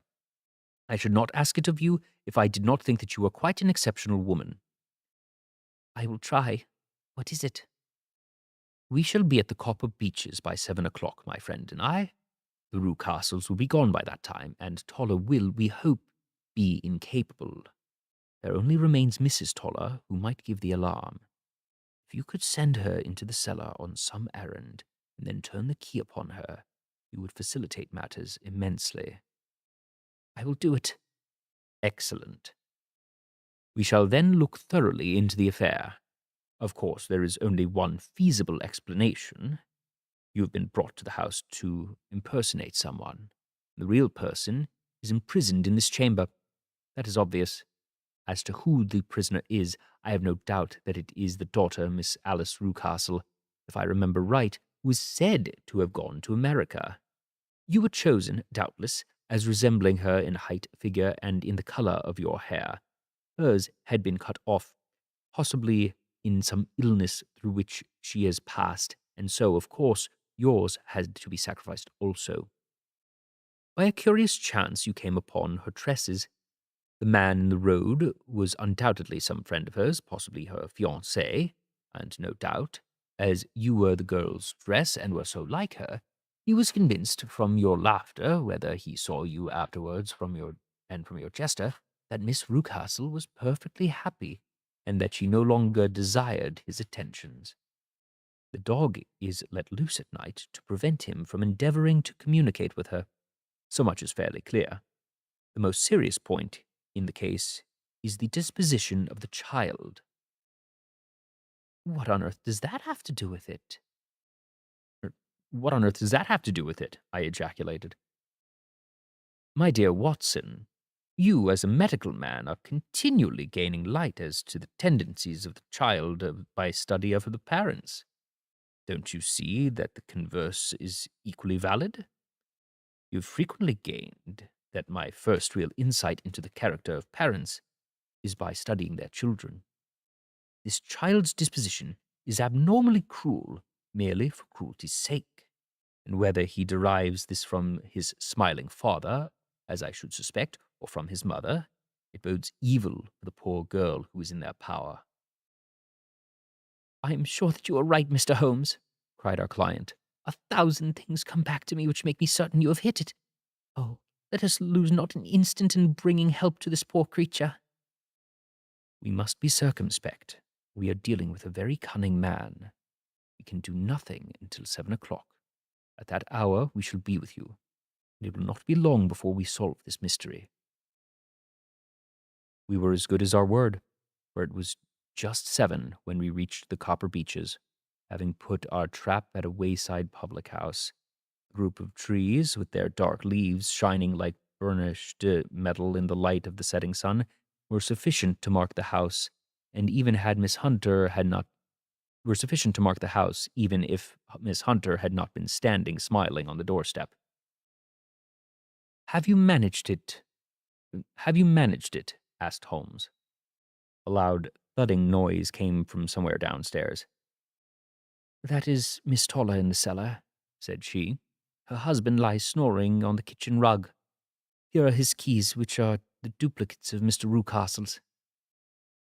You've done well indeed, Holmes cried with enthusiasm. Now lead the way, and we shall soon see the end of this black business. We passed up the stair, unlocked the door, followed on down a passage, and found ourselves in front of the barricade which Miss Hunter had described. Holmes cut the cord and removed the transverse bar. He tried the various keys in the lock, but without success. No sound came from within, and at the silence, Holmes's face clouded over. I trust that we are not too late, said he. I think, Miss Hunter, that we had better go in without you. Now, Watson, put your shoulder to it. We shall see whether we cannot make our way in. It was an old, rickety door, and gave at once before our united strength. Together we rushed into the room. It was empty. There was no furniture save a little pallet bed, a small table, and a basket full of linen. The skylight above was open, and the prisoner gone. There's been some villainy here, said Holmes. This beauty has guessed Miss Hunter's intentions and has carried his victim off. But how? Through the skylight. We shall soon see how he managed it. He swung himself up onto the roof. Ah, yes. Here's the end of a long, light ladder against the eaves. This is how he did it. But it is impossible, said Miss Hunter. The ladder was not there when the Rucastles went away. He has come back and done it. I tell you that he is clever and a dangerous man. I should not be very much surprised if this were he whose step I now hear upon the stair. I think, Watson, that it would be best for you as well to have your pistol ready. The words were hardly out of his mouth before a man appeared in the door of the room, a very fat and burly man with a heavy stick in his hand. Miss Hunter screamed and shrunk against the wall at the mere sight of him, but Sherlock Holmes sprang forward and confronted him. "You villain," said he, "where's your daughter?" The fat man cast his eyes round, then up at the open skylight. "It is for me to ask you that," he shrieked. "You thieves, spies and thieves! I have caught you, haven't I? You're in my power. I'll serve you." He turned and clattered down the stairs as hard as he could go. "He's gone for the dog," cried Miss Hunter. "I have my revolver," said I. "Better close the front door," cried Holmes. We all rushed down the stairs together. We had hardly reached the hall when we heard the baying of a hound, and then a scream of agony, with a horrible, worrying sound which was dreadful to listen to. An elderly man with a red face and shaking limbs came staggering out at the side door. "My God," he cried, "someone has loosed the dog. It has not been fed for 2 days. Quick, quick, or it'll be too late." Holmes and I rushed round at the angle of the house, with Toller hurrying behind us. There was the huge, famished brute, its black muzzle buried in Rucastle's throat, while he writhed and screamed upon the ground. Running up, I blew its brains out, and it fell over with its keen white teeth still meeting in the greatest creases of his neck. With much labor, we separated them and carried him, living but horribly mangled, into the house. We laid him upon the drawing-room sofa, and, having dispatched the sobered Toller to bear the news to his wife, I did what I could to relieve his pain. We were assembled all around him when the door opened, and a tall, gaunt woman entered the room. "Mrs. Toller." "Yes, miss. Mr. Rucastle let me out when he came back before he went up to you." "Oh, miss, it is a pity you didn't let me know what you were planning, for I would have told you that your pains were wasted." "Ha!" said Holmes, looking keenly at her. It is clear that Miss Toller knows more about this matter than anyone else." "Yes, sir, I do, and I am ready enough to tell what I know."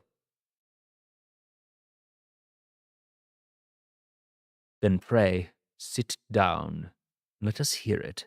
There are several points on which I must confess that I am still in the dark."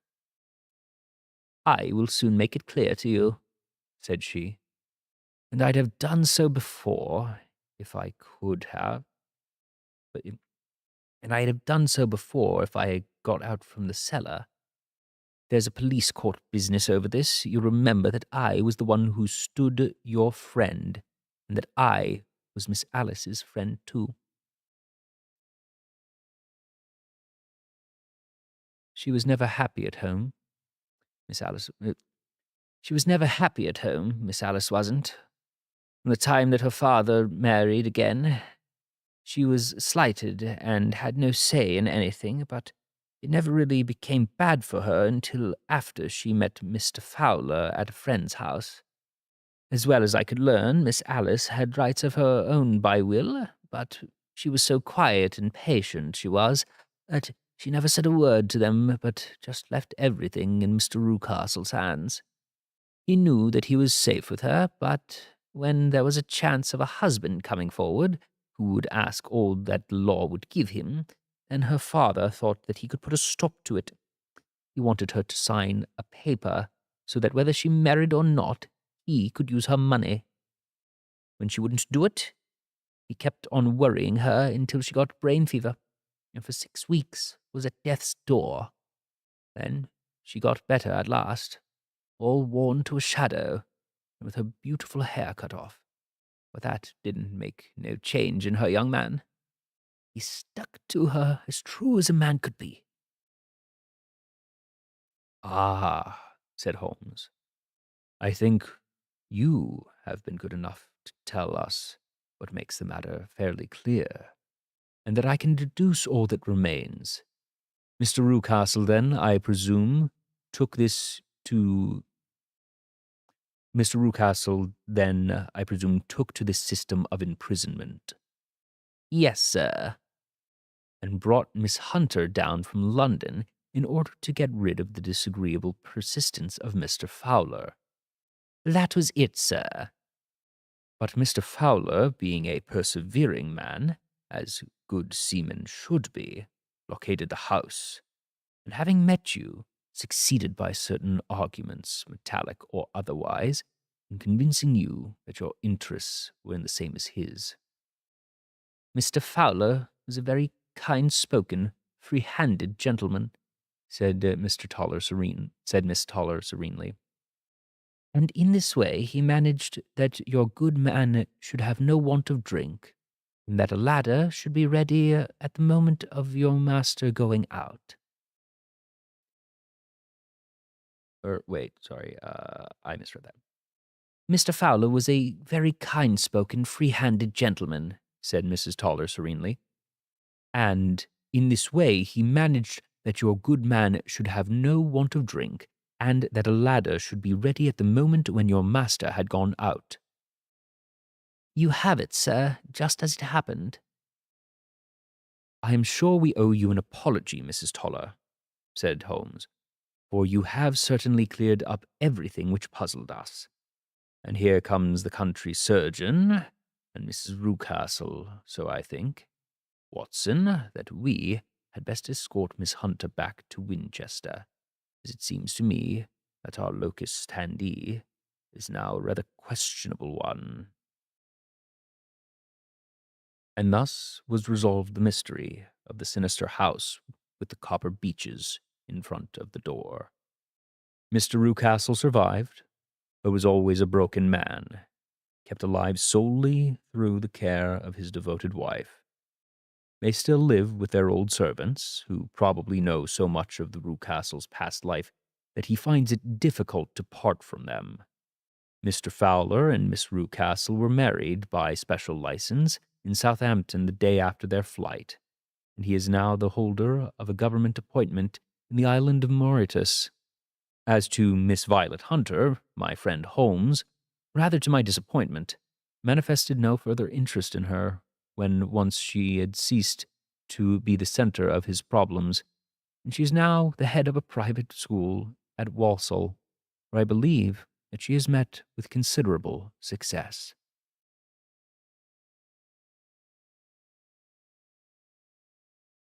And that is Sherlock Holmes and the Adventure of the Copper Beeches. And that brings us to the end of Sir Arthur Conan Doyle's first set of stories, The Adventures of Sherlock Holmes.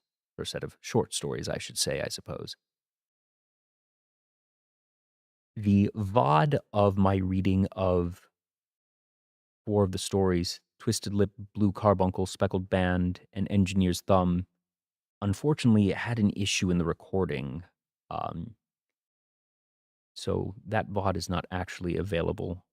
I may decide to reread those sometime in order to actually have them.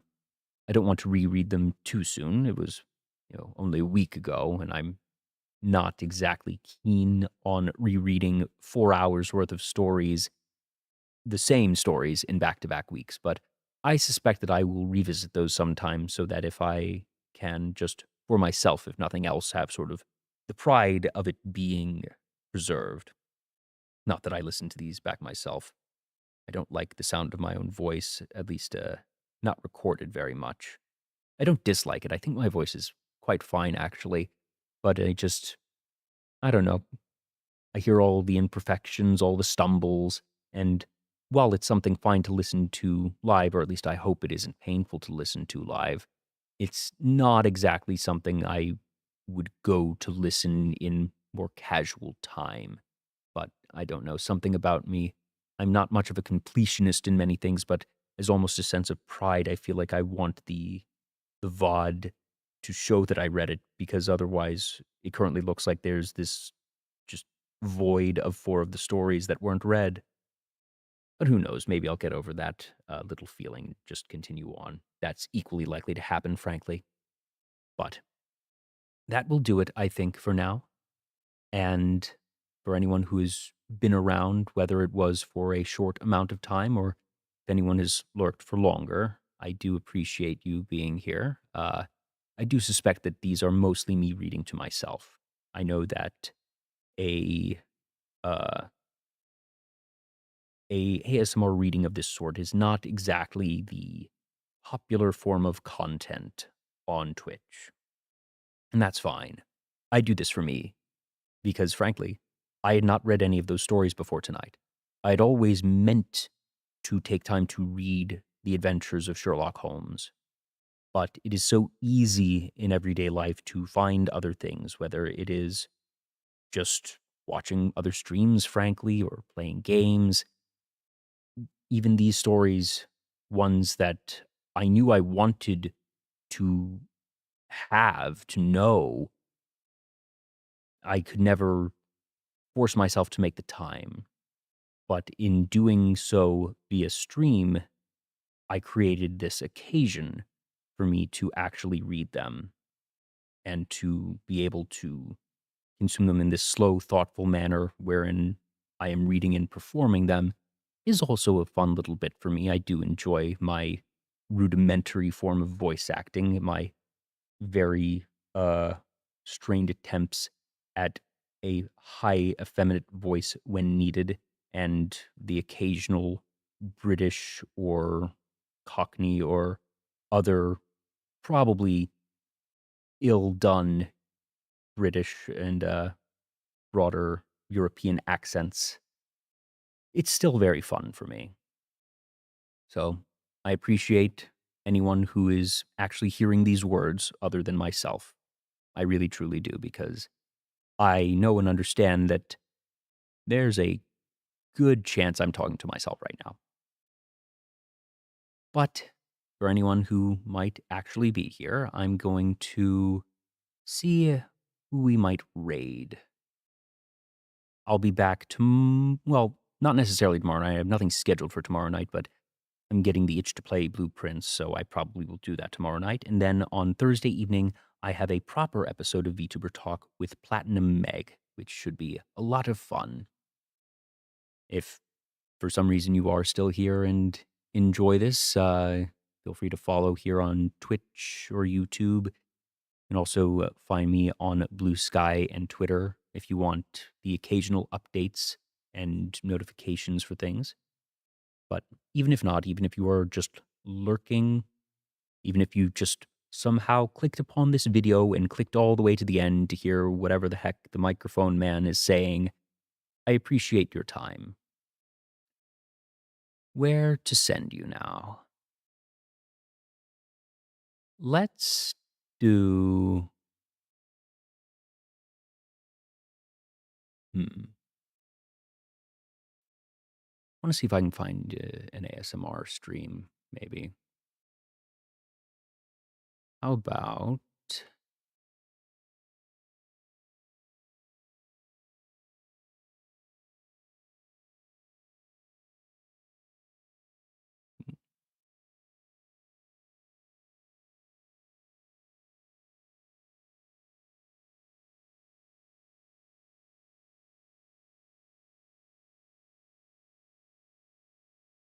Mm,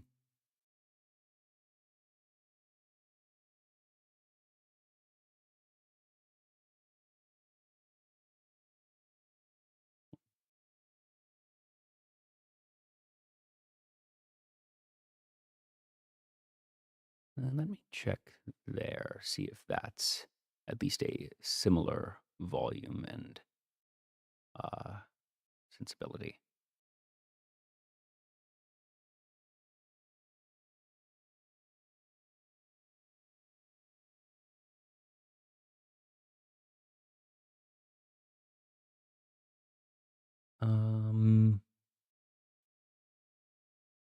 about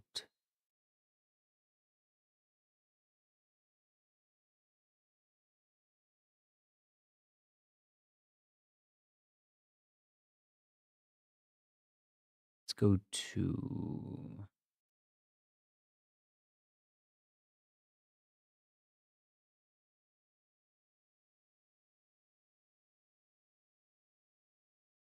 uh there. Let's see. Is this a fit?